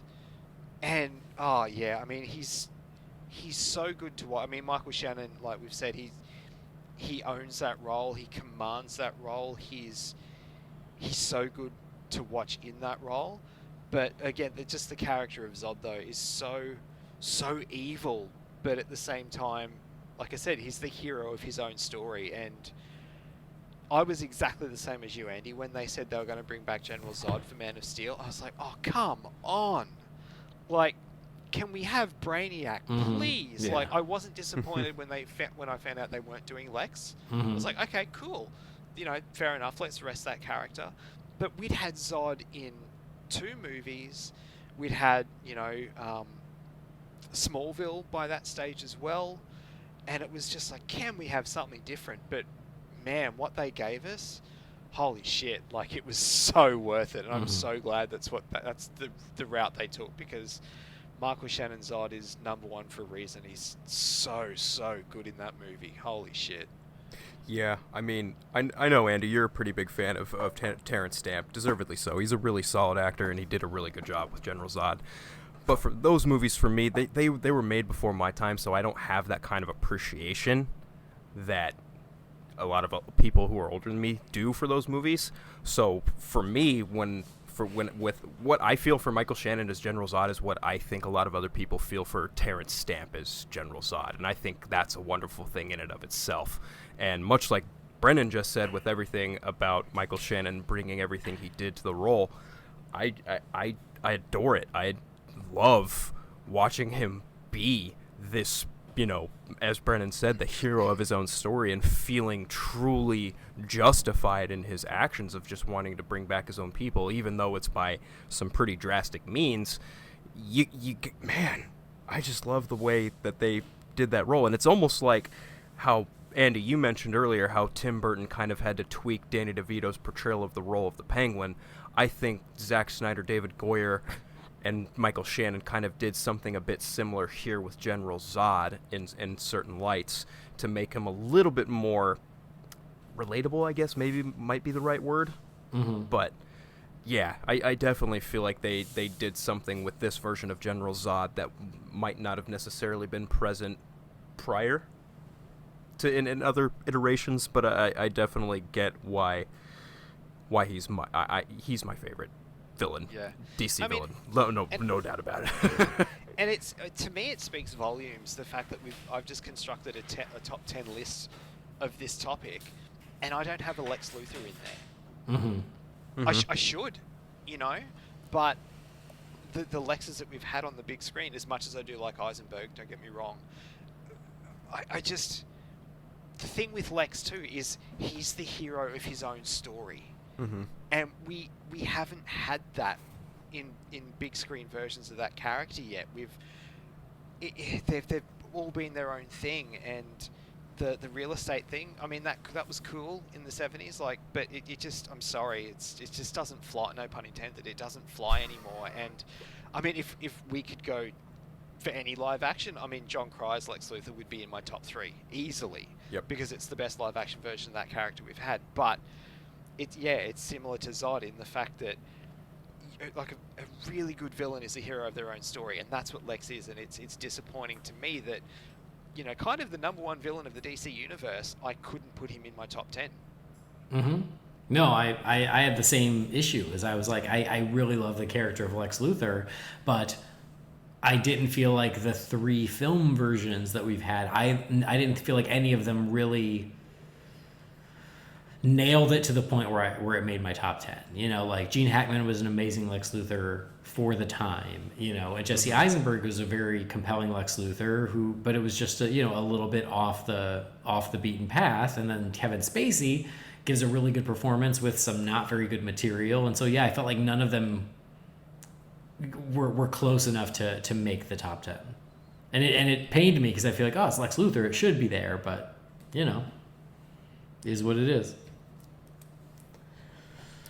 Europe. All right, so General Zod for both of your number ones. And my number one, like I said, I had a very similar issue with my number one as I had with my last 2 choices. My number one is the Joker, because it's the Joker. It's a Batman show. I'm a Batman fan. I love Batman. You know who I love almost as much? The Joker. But it was really hard to pick between Jack Nicholson and Heath Ledger. It was really hard. As we've said, Brendan, and you mentioned it earlier, like we've discussed, is that we've had the Joker so many times, and yet we still don't feel like we've gotten a 100% faithful, comics accurate Joker in a movie. So we're still waiting for that, but I still had to pick which one I ever so slightly prefer, and I went with Jack Nicholson. Yeah, I had a feeling you would. Same. I love Heath Ledger in The Dark Knight, and I think he's amazing in it. And what almost pushed him over the edge is that he terrified me.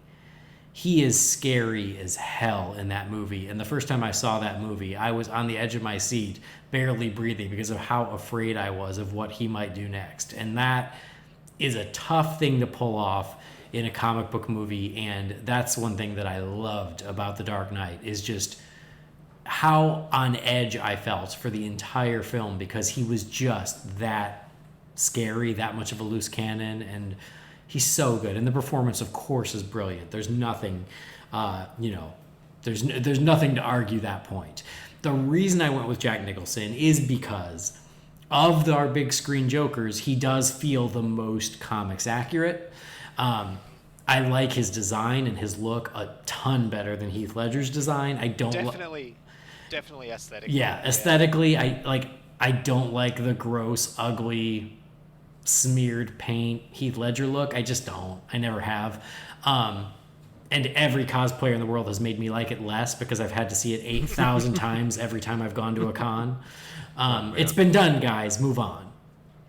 And so, yes, I love the way Jack looks in the movie.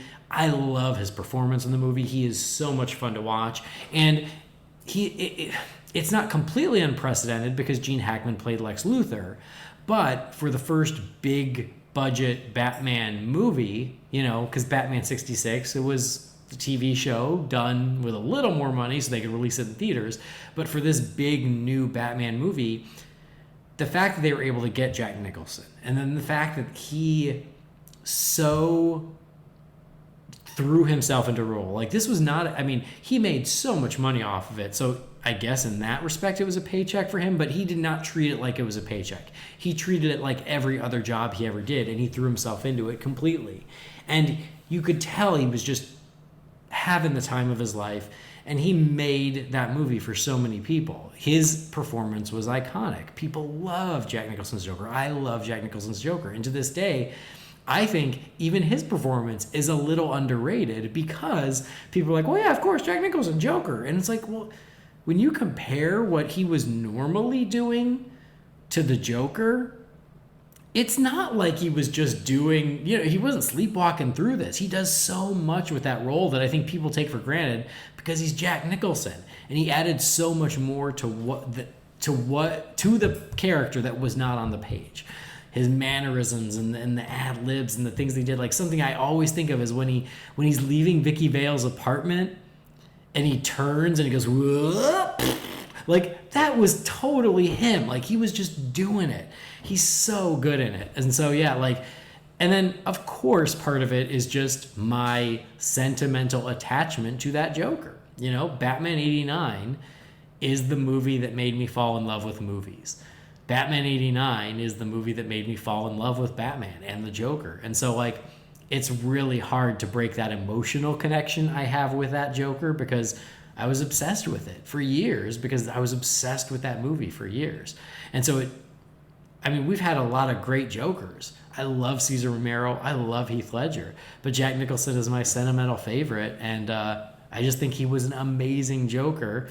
And so that's why he's my number one. I get it. I definitely get it.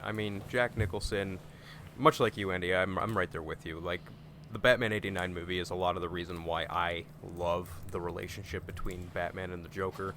I will say that Jack aesthetically definitely looks probably comics accurate out of all the live-action Jokers we had. Jared Leto comes close, but there are certain things that kind of don't give him that.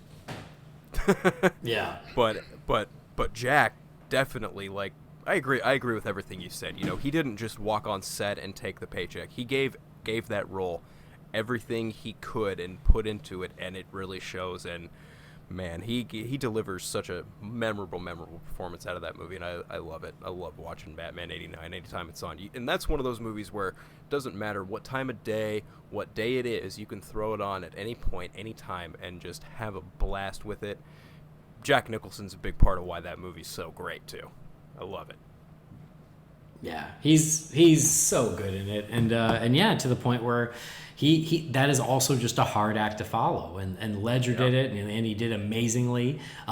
Leto, did it, and a lot of people didn't think so amazingly, but like, I feel like that bar was set by Jack Nicholson, and everybody's still trying to figure out a way to not be competing with Jack. So, for sure. It's pretty awesome in that respect. I will say, I think, looks-wise, the most comics-accurate Joker is still Cesar Romero, I think.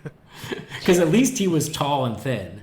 But yeah, like, but no, yeah. It's. I don't feel like there's any wrong answer because, like, at least from the big three Jokers, let's say. But yeah, I guess, again, it's hard to not choose my sentimental favorite. Yeah, I get that. I mean, it definitely makes a lot of sense. 89 was the first movie you saw, so it definitely makes a lot of sense in that, much like Brendan with Batman Forever, that's why he would choose, like, Jim Carrey for his number 10 as the Riddler, so. Well, also because he's an insane person. But I was waiting for someone to make the joke that their number one was Joel Schumacher, but hey. One of the listeners on theirs, they put that there, so. I made that joke. I made that joke years ago. I wasn't going to make it again. Did anyone on their list put WB as the top number one? No. Oh, okay. Just curious. Well, I was going to say, when I was a kid, I had a life-size Jack Nicholson Joker poster on my wall behind my bed. Oh, wow. So he literally just watched over me as I slept. But it was like, it was 6 foot tall, life-size Jack Nicholson Joker. Like, yeah, so. Anyway, there you go. So number ones for us, 2 General Zod's and 1 Jack Nicholson Joker. I also knew that Heath Ledger's Joker wouldn't need any extra representation from me. I knew he was going to be spoken for, so I also felt a little less pressure as far as that goes. So those were our top 10s. There was a lot of overlap, and then quite a couple little wild cards in there, which is always fun. But I put it out to you fine listeners on both Twitter and on Facebook, and many of you chimed in, which I love and I appreciated, and I thought that was super fun. So here's where you guys voted. Some of the fun random ones that I did think that I'll throw them out there. They're not in the top one. They're not in the top, but it's worth calling out. Again, Mrs. Batson, that cracked me up. Someone had KG Beast from Batman vs. Superman, which I thought was interesting. Huh. Yeah. The comedian from Watchmen got a few votes, which was interesting. It's Jeffrey Dean Morgan. Yeah. And Max Schreck, I was very impressed, got quite a few votes too, which made me happy. I was like, amongst all these, a few people had Max Schreck in there, which I thought was awesome. But I'm going to share with you the top 15 just for funsies, okay? So, Let's go. Number 15, according to our listeners in our very scientific poll, number 15 was Harley Quinn, Margot Robbie. Okay. And honestly, I think she would have been higher, but I think a lot of people thought the same thing that we discussed, which is, she didn't really feel like a villain, so they probably didn't put her on. Sounds, yeah. All right. Number 14 is a tie between Ozymandias from Watchmen, Matthew Good, and Feora from Man of Steel. Oh. So they tied at number 14. Number 13, Jack Nicholson's Joker. Oh, I thought he'd be higher. I thought he would be too, but the problem with the only one character. Only one. Yeah. I think that sunk him. All right. Number 12 is a 3-way tie. Ooh, just how I like it. Yeah. Just like this show.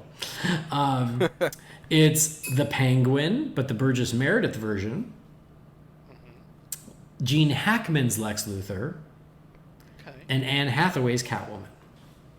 Huh. They all tied for number 12. Number 11, this is impressive, Sinestro, Mark Strong. Wow. Huh. And now we come to it, the top 10, according to the listeners. Number 10, Danny DeVito's Penguin. Cool. Made me happy to see DeVito get some love, because again, I feel like he gets underrated. Number 9, Frank Gorshin's Riddler. So, yay, Riddler. Number 8, Black Mask, Ewan McGregor. Yay. So, yeah, I was impressed by how much love he got, considering how new he is. Number 7, Jesse Eisenberg's Lex Luthor. Oh, wow. Oh, lovely. Yeah. Number 6 is a 3-way tie. So number 6, the Scarecrow. Uh-huh. Cillian Murphy, Ocean Master, Patrick Wilson, and Black Manta, Yahya Abdul-Mateen II. I like that Ocean Master and Black Manta tied. Yeah. So, yeah, Scarecrow, Ocean Master, Black Manta all tied at number 6. Number 5, a two-way tie between Ra's al Ghul, Liam Neeson, and Michelle Pfeiffer's Catwoman. Oh, I thought she'd be higher. Well, number 5 ain't bad, but yeah, I actually thought she'd be higher. But I also think it's because Anne Hathaway helped split the vote. Yeah. Number 4, Tom Hardy as Bane. Nice. Number 3, Aaron Eckhart as Two-Face. Huh. That's where I had him. Yeah. I was kind of shocked by how much love he got, but I think it speaks to how beloved that film is, too. But, yeah. He's also just a really solid actor in his own right. Yeah. Well, and I also think Two-Face as a villain, in terms of, Batman lore, needs to be up there. And, I mean, really, there's not a lot of competition when you look at the two choices you've got. Yeah. Yeah. Too bad Billy D. Williams didn't get his shot. That's not true. I mean, oh, come on. 2 lines of dialogue in the Lego Batman movie don't count.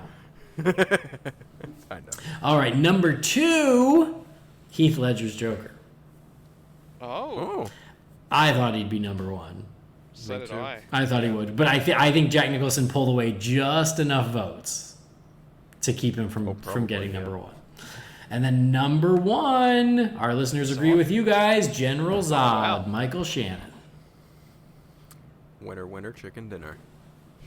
So there you have it. Huge thank you to all you guys out there who chimed in. I do like seeing how these things pan out. I think it's really fun. So excellent choices all around. Someone did have Mr. Freeze. Mr. Freeze got 1 whole vote, but hey, I respect it. Restaurants. Tommy Lee Jones Two-Face got 0 votes. Deservedly so.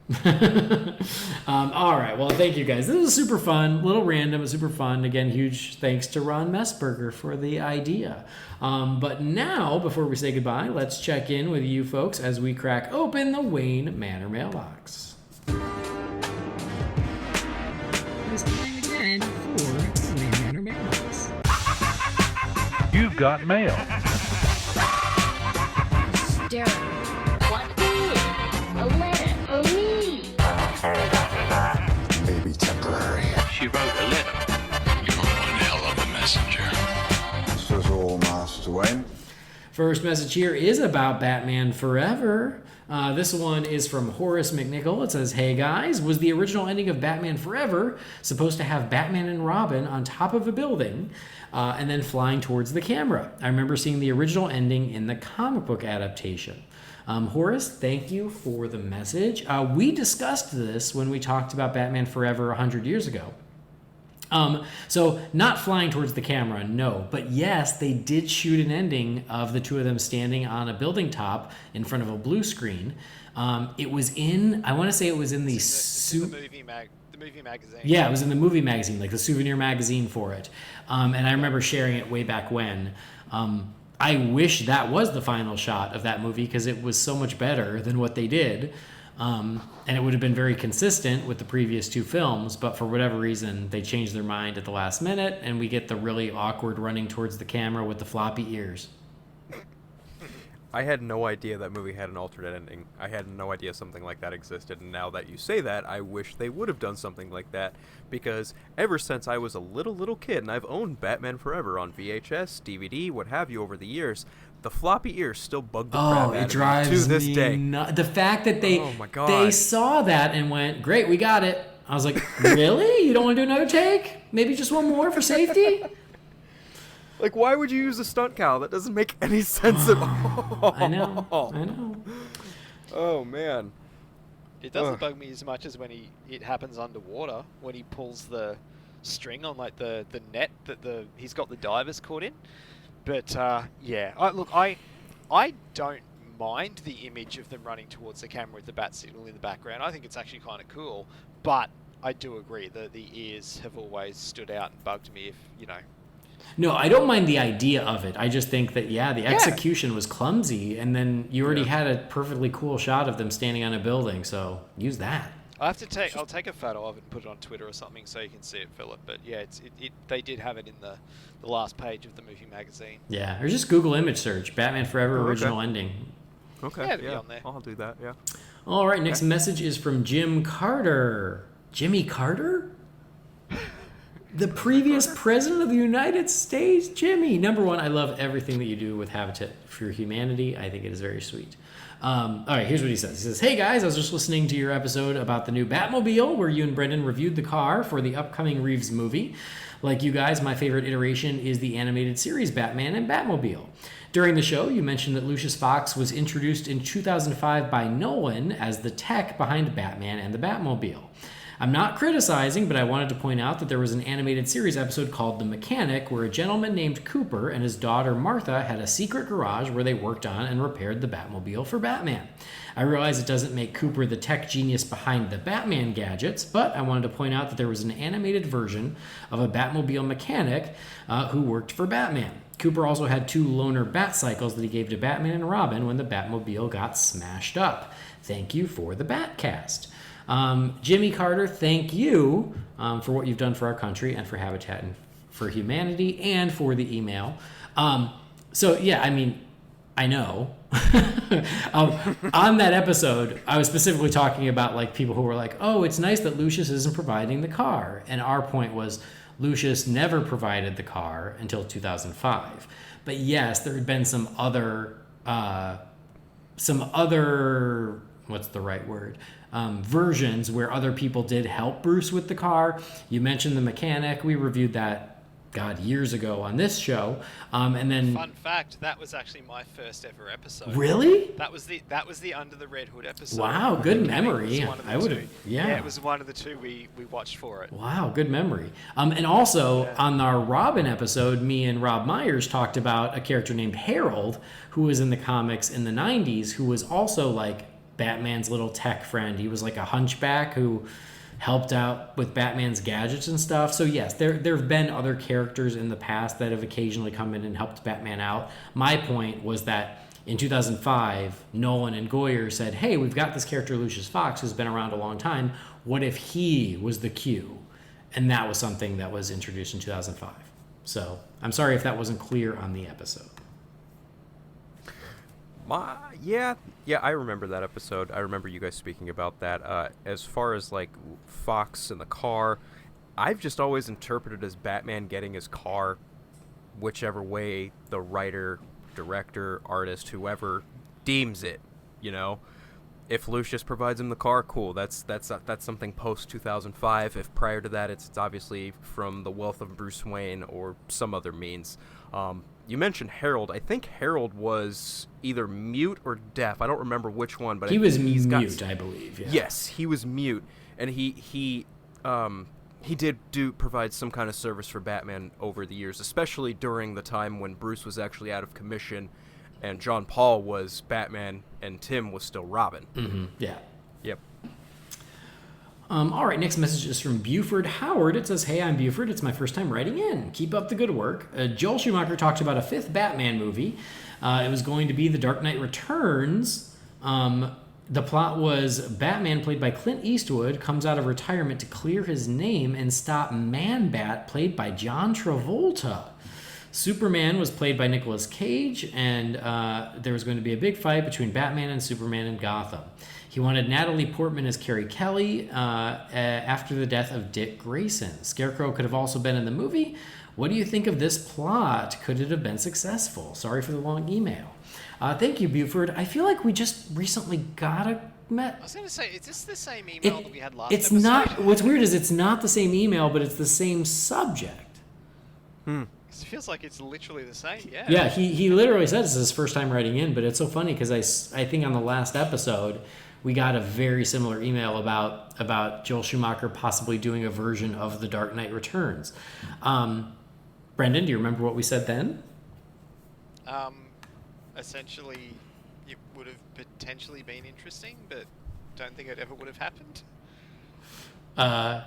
Philip, what do you think? I don't remember what was said on the last episode, and as far as regards what would happen if Joel Schumacher came back to do a 5th movie, but in my own research, I don't know that Schumacher was dead set on doing Dark Knight Returns specifically. I know he'd mentioned he'd wanted to do something a little darker, something a little more year one-y, but there's also been, wild, rampant rumors and speculation that the fifth movie was either going to be called, like, Batman Triumphant or Batman Victory or something like that, and that Scarecrow was going to be a villain potentially played by Nicolas Cage or some other actor, and Harley Quinn was supposed to be in it in the form of, like, the Joker's daughter. There've been a couple different ways and rumors surrounding a potential fifth Batman movie over the years, and I honestly couldn't tell you 10 ways to Sunday which one of them are true or not. Yeah, I feel like, yes, you're right. There are a lot of different rumors of what Schumacher wanted to do next with Batman, and because the most prevalent and honestly probably the most likely was the Batman Unchained, where he and Robin break up, Robin becomes Nightwing, the Scarecrow was the villain, and then at the end he confronts all his past villains. Through the fear toxin, he confronts all the past villains. That seems the most likely scenario.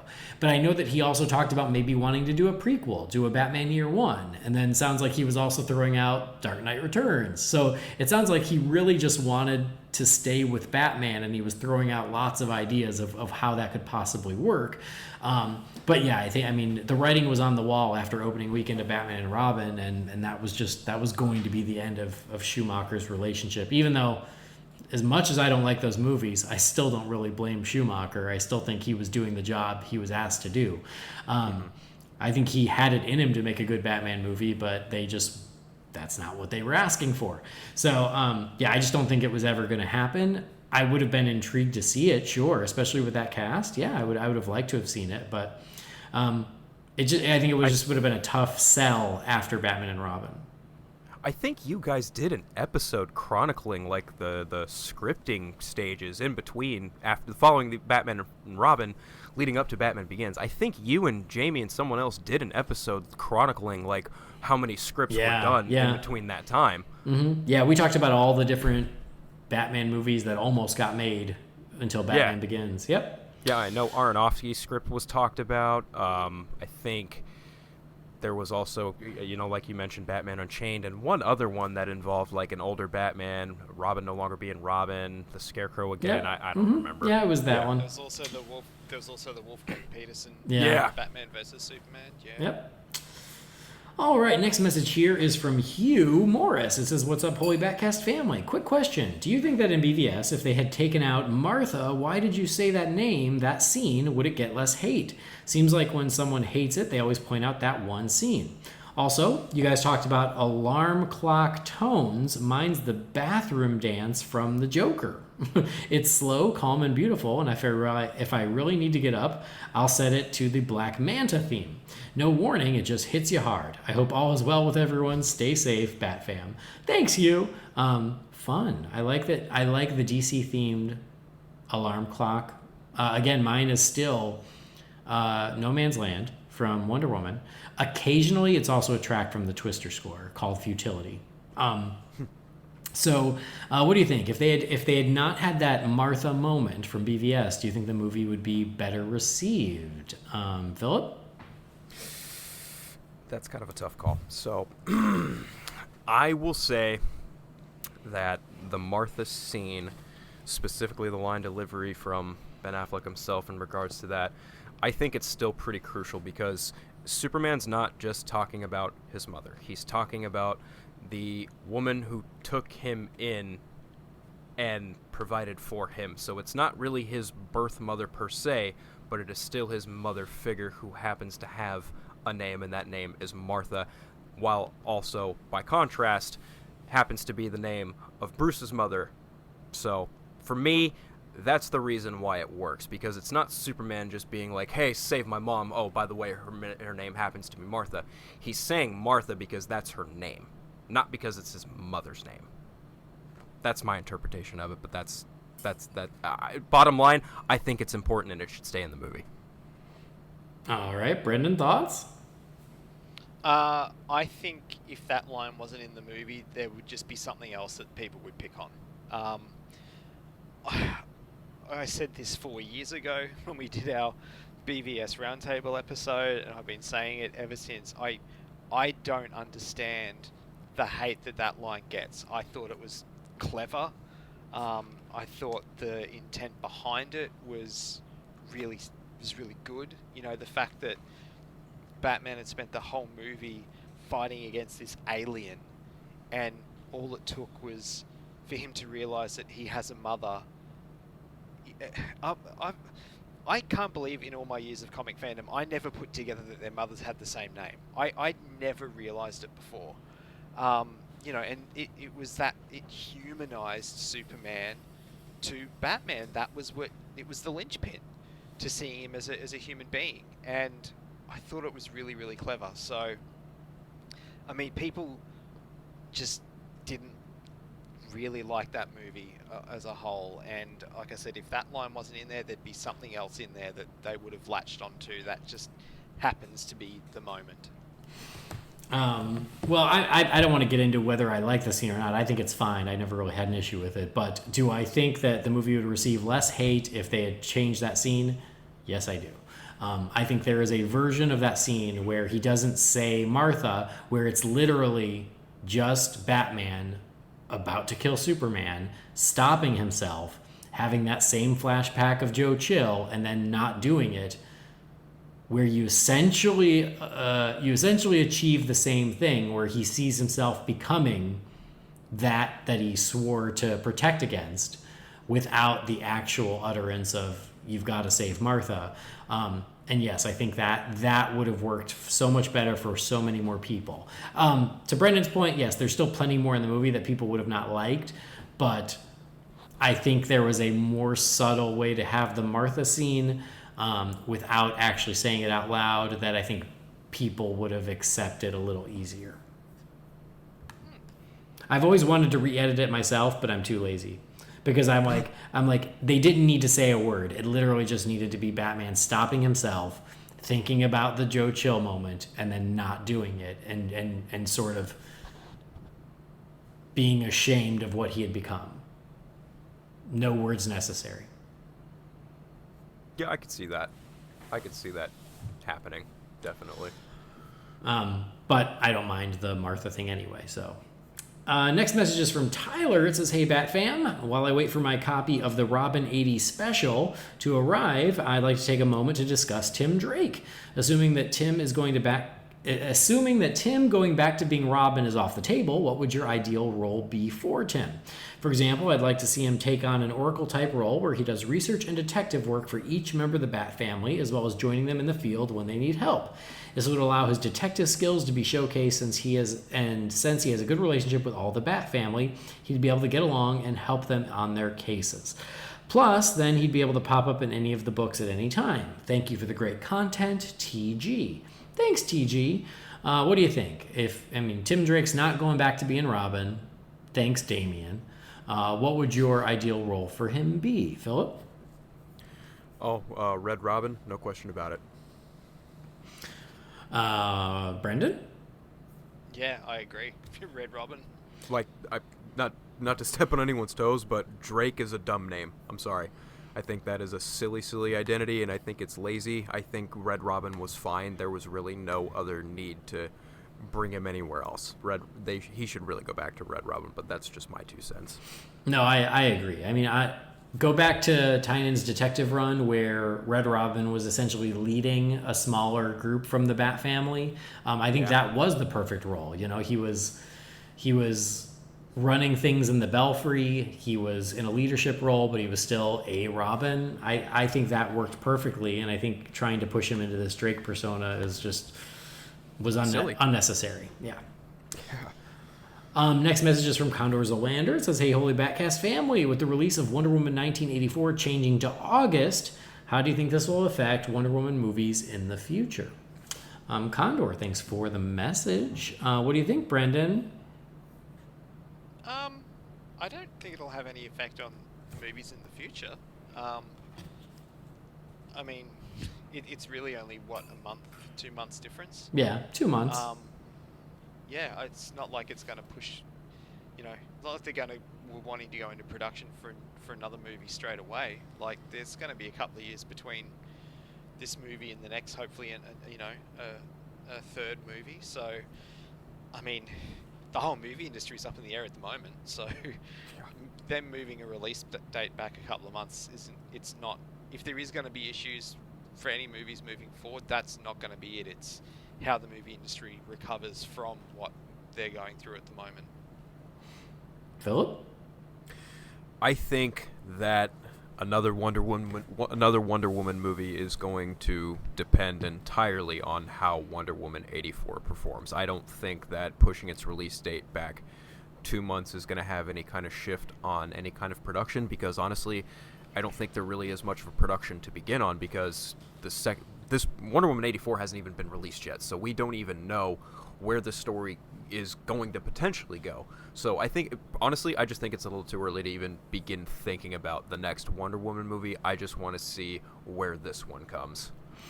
Yeah, I mean, I agree with what Brendan said. I think that, there are bigger things in play here. I don't think the release date change will really change much, assuming that things get back to some sort of normalcy by August. I think if that happens, Wonder Woman 1984 will still be a big hit, and things will move forward. But I think, there will be larger shockwaves throughout the industry based on what everyone's dealing with right now that could affect not just future Wonder Woman movies, but just Warner Brothers' entire slate.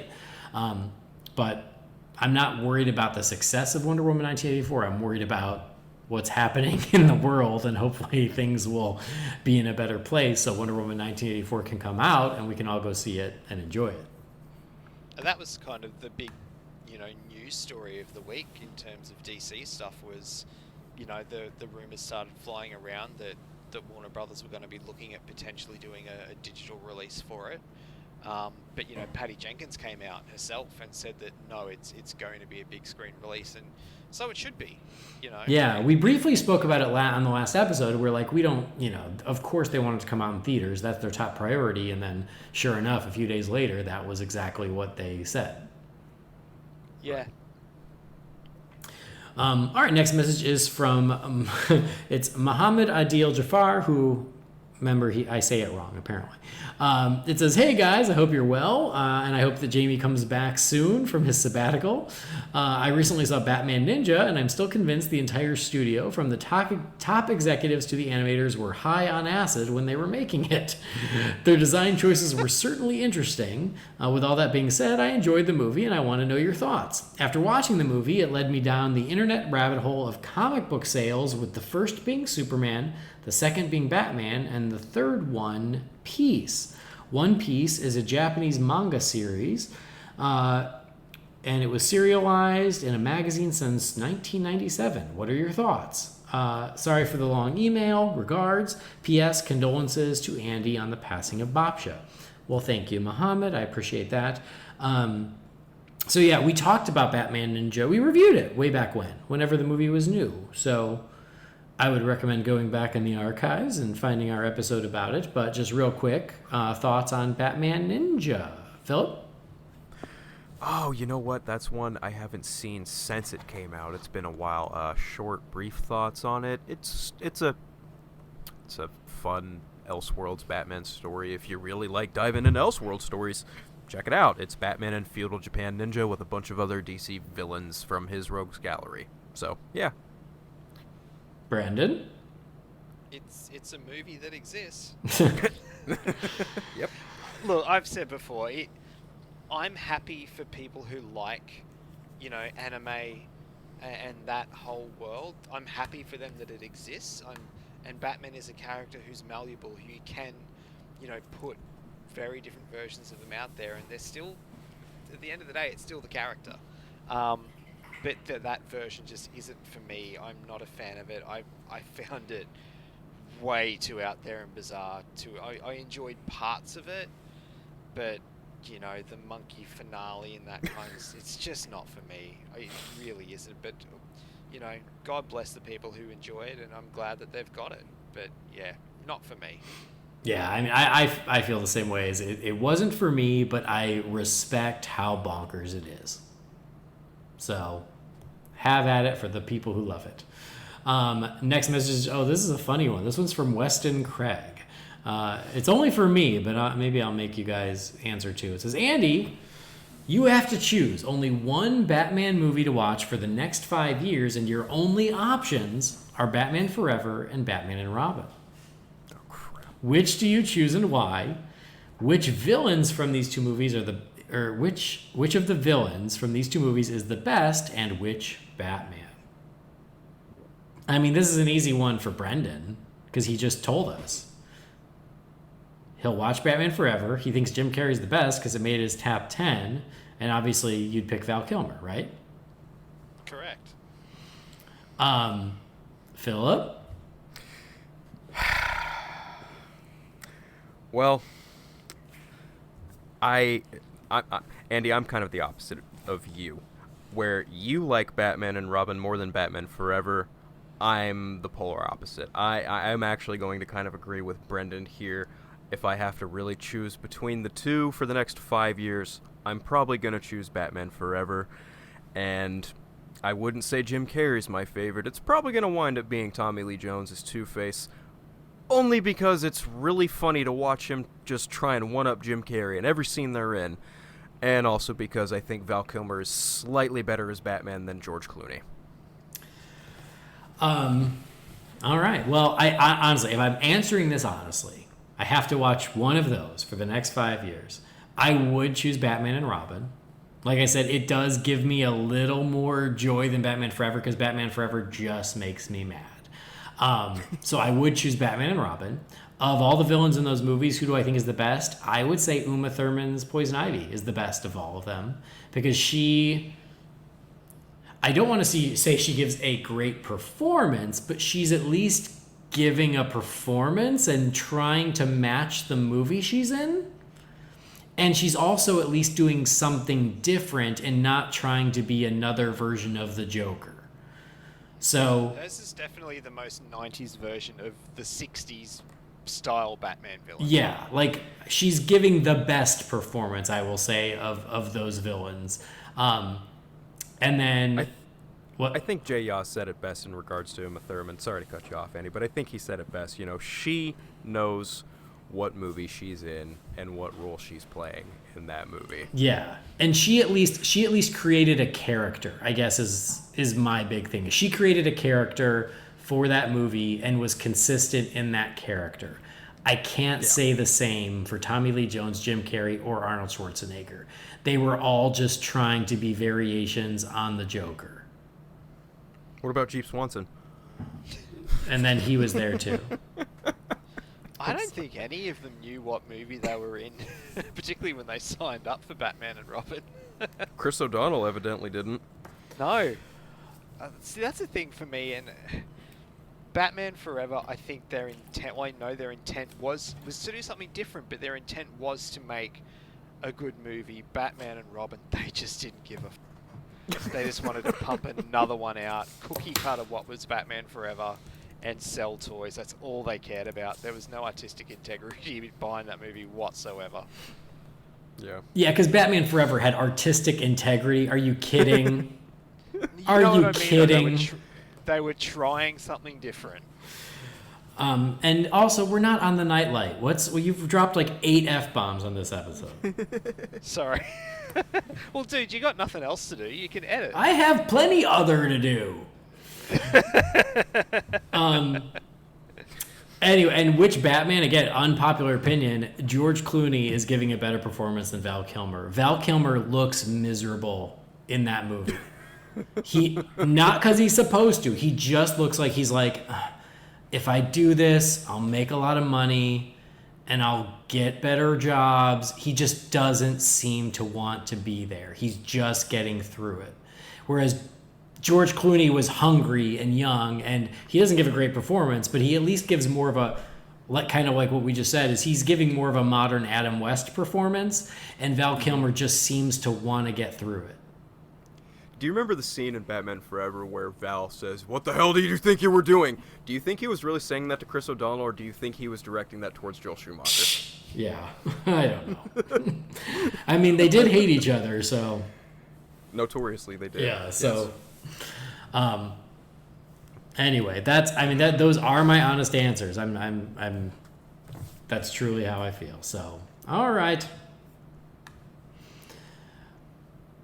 Next message here is from Brad Date. It says, "Hey guys, I remember a while ago it was announced that WB was doing a 2-part animated adaptation of The Long Halloween. Do you know if that's still happening? I've heard nothing about it in quite some time. Here's the original story." I'm looking. Oh, yeah. Okay, that's what I thought. It says, "On another note, have you read Batman the Cult? And would you ever be interested in doing a review on the show? Thank you for the show. Please keep safe. Cheers, Brad Dade." Thanks, Brad. I hope you're keeping safe as well. So, The Long Halloween, it was not announced. It was rumored. See? That's how they get you. That's how the internet gets you. It was a rumor. It was never actually announced. But, that said, yes, I still think they will do it. Absolutely, 100%. But no, it was never official. It was just rumor, but they will get to it eventually, and it'll probably have to be 2-part. And then Batman the Cult, I've never read it. I'm not opposed to doing a review on the show. It's just something I have never read. Philip? I myself have never read Batman the Cult. I would not be opposed to doing or hearing a review of Batman the Cult, or even reading it and checking it out myself. Brendan? Yeah, ditto. Never read it. Wouldn't be opposed to it, though. Yeah. Hopefully it's on DC Universe and I can enjoy it for free. All right, next message is from Mark Bickford. Oh my gosh, Mark. Okay, it's not as long as I thought, but it's kind of long. All right, it says, "Hey guys, I had a couple thoughts on the CW's production of Crisis on Infinite Earths, and I wanted your thoughts. First, I'm sure you discovered, Andy, as you've been reading the original, that some of the wordy speechifying came straight from the book. Same with the many times it took to kill the Anti-Monitor. Supergirl killed his physical form in her fatal battle in issue number 7, and he still stuck around through issue number 12. And as someone who was around to read the original when it came out monthly, Cisco spoke for many of us who, when he said, 'Anti-Monitor, can we workshop that a bit?' That name was not one of Marv Wolfman's finest moments. But looking at the CW version, Mark Guggenheim said that they had to make a choice between spending money on battles and spending money on cameos, and they went for the latter. That's probably why Psycho Pirate disappeared from the crossover, as his main job in the book was to make the heroes fight each other. But what we got instead was a magnificent love letter to DC in television and film. Yes, the plot was clunky, but so was the original. Comics weren't used to creating 12-part stories in those days, and the reader's expectations of the flow of each individual issue was vastly different. And trying to work out how the new universe works going forward is a nearly impossible uphill battle, just like the original. Jerry Ordway even tweeted Mark Guggenheim saying, "I've been there, good luck with that." But in the end, I think it's an incredible achievement, especially with the budget and logistics that the CW had to work with. Let's just be glad that they got it done before the virus hit. Question, who would you have liked to have seen appear who didn't? For me, it would have been David Mazouz and Cameron Baikonova, hopefully sitting in a cafe in Florence, a la the ending of The Dark Knight Rises. Take care, stay safe, Mark. Thanks, Mark. Appreciate that. So, all right, let's see here. To address your points, you're right. Like, at reading the original Crisis book, a lot of the gobbledygook, as I like to call it, did come from the book. But I tend not to accept that as an excuse, because the whole point of adapting something is you get another crack at it in an attempt to smooth it over or fix some things that maybe didn't work as great in the original. So saying, well, the story was nonsense in the book, so it's okay that it was nonsense in the crossover, I don't really agree with that. But if you go back and listen to Brendan and I's review, that was not a deal breaker for me. I still had a great time with the crossover. It was just one of the things that held me back a little bit. But you're right, a lot of that came from the book. So, and I certainly appreciated all the things that you mentioned, the cameos, and it was a huge task to bring all that together and tell one story with that many moving parts and make it make sense. And I think that they did a very good job. If not, and they didn't do a perfect job, but they did a very good job with it. And I think that was pretty clear. So who would you have liked to have seen appear that didn't? Brendan? I think I said in that episode, Dean Cain and Terry Hatcher. Yeah. Definitely. Right. Makes sense. Philip, what about you?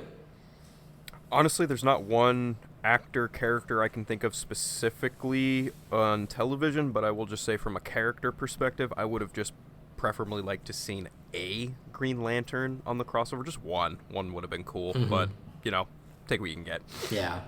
Mark, I love your point. Like, I did think it was odd that Gotham wasn't included. I would have, that would have been nice to get a nod to Gotham. So I agree with that. Yeah, and I agree with what Brendan said about Lois and Clark. That seems like a pretty big omission. For me, it would have been anything from the movies. Like, I know that's a lot harder and it's a bigger order to fill, but I thought it was so cool that they got Ezra Miller, but anything else from the film universe just would have been a really cool surprise, especially the old ones. If they could have gotten a Michael Keaton or whoever, a George Clooney or Chris O'Donnell, I don't know, it would have been fun to see. But I can't really complain too much because of the amount they were able to get in there. It was still impressive. All right, we got one last email here.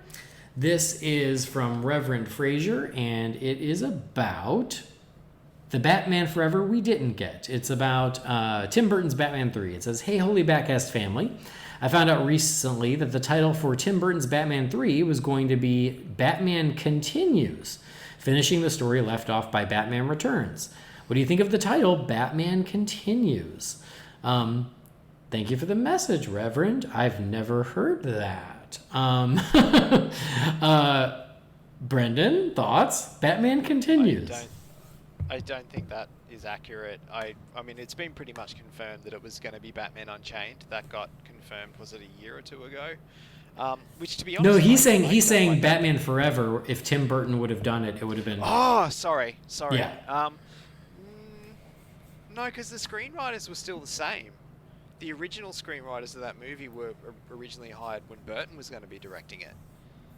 So I think it was going to be Batman Forever. I don't think Batman Continues. I don't know. I don't think that would have worked. Yeah, I don't know how true it is, but that's a clunky title, so I'm not a fan. It's really bizarre. Phillip, thoughts?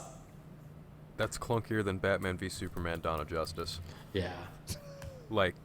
Also, I don't even think that Tim Burton had a definitive name for his third Batman movie had he directed it, so I think, Batman Forever is better than Batman Continues. Yeah.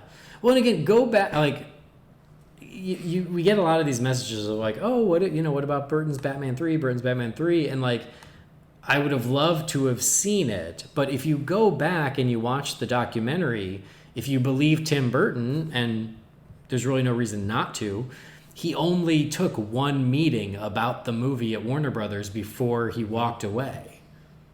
So it's not like he worked on this movie for months and worked on the script and everything. He took a meeting, and he goes, it became very obvious an hour or two into the meeting that they didn't want me to do it. And so I wished them luck and I walked away. So yeah, it's this isn't like a Superman Lives thing where they were ready to shoot. It's he wasn't super involved with Batman 3 for more than a little bit. Yeah. All right, that's it for our emails. Thank you guys for everybody who has sent one in. We, as always, really appreciate that. If you do have a message for the Wayne Manor Mailbox, you can send that to holybatcast@rf4rm.com. That's where we'll wrap up this show. It was a fun one. It was random. And thank you guys for joining. Phillip, thanks for joining and coming back to the show.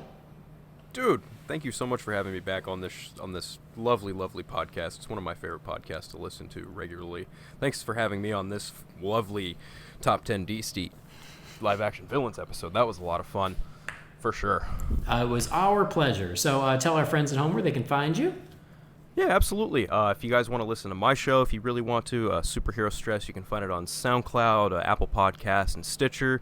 You can find me on Facebook, and you can find me on Instagram and Twitter and Vero at Unfiltered, UNPHILTEREDDD.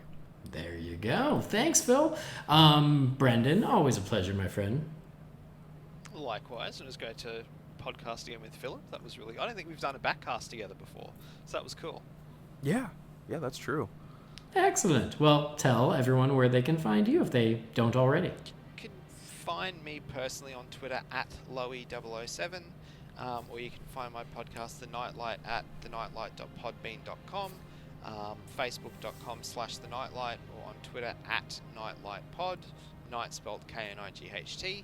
And I've had some pretty good feedback this week for my Turtles 30th anniversary episode, so thanks to all the people who have been checking that out. It was a lot of fun, and I'm glad you seem to be enjoying it. Turtle power. Turtle power. Have you heard it? Have you listened yet? I haven't, because I'm sitting on like 15 podcasts right now, and I'm trying to get through them, and because I'm going nowhere, they're just piling up. I'm so sorry. Yeah. No, I'm curious to see what you think of the answer to the question. I know. Because he does answer it. I know. I will get to it. I will get to it. I promise you. All right, folks. I already told you where to find me, but make sure you do find the show all over on Facebook, Twitter, Instagram, YouTube. Just search for Holy BatCast. Thank you, as always, for joining us and for downloading the show. Please do subscribe so you never miss an episode. Please rate and review us on Apple Podcasts. And as Michael Keaton's Batman says, I want you to tell all your friends about me. Visit holybatcast.com, and again, follow us all over social media. If you've got a message for the Wayne Manor Mailbox, that email address, again, is holybatcast@rf4rm.com. But that is it for now. We will be back soon. Thanks for joining us. We'll see you next time. Same bat time, same bat channel.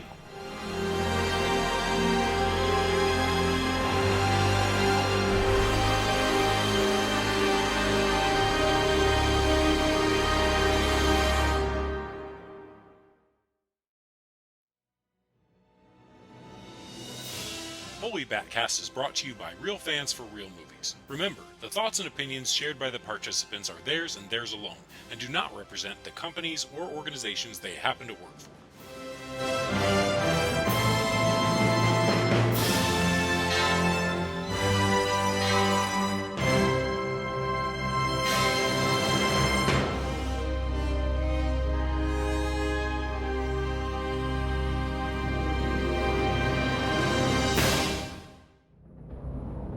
You won't kill us yourself! You wouldn't sully your hands, but you'll damn us to a black hole for eternity!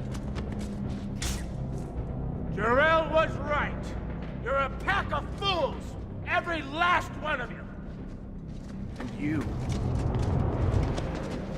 believe your son is safe? I will find him. I will reclaim what you have taken from us! I will find him. I will find him, Lara. I will find him!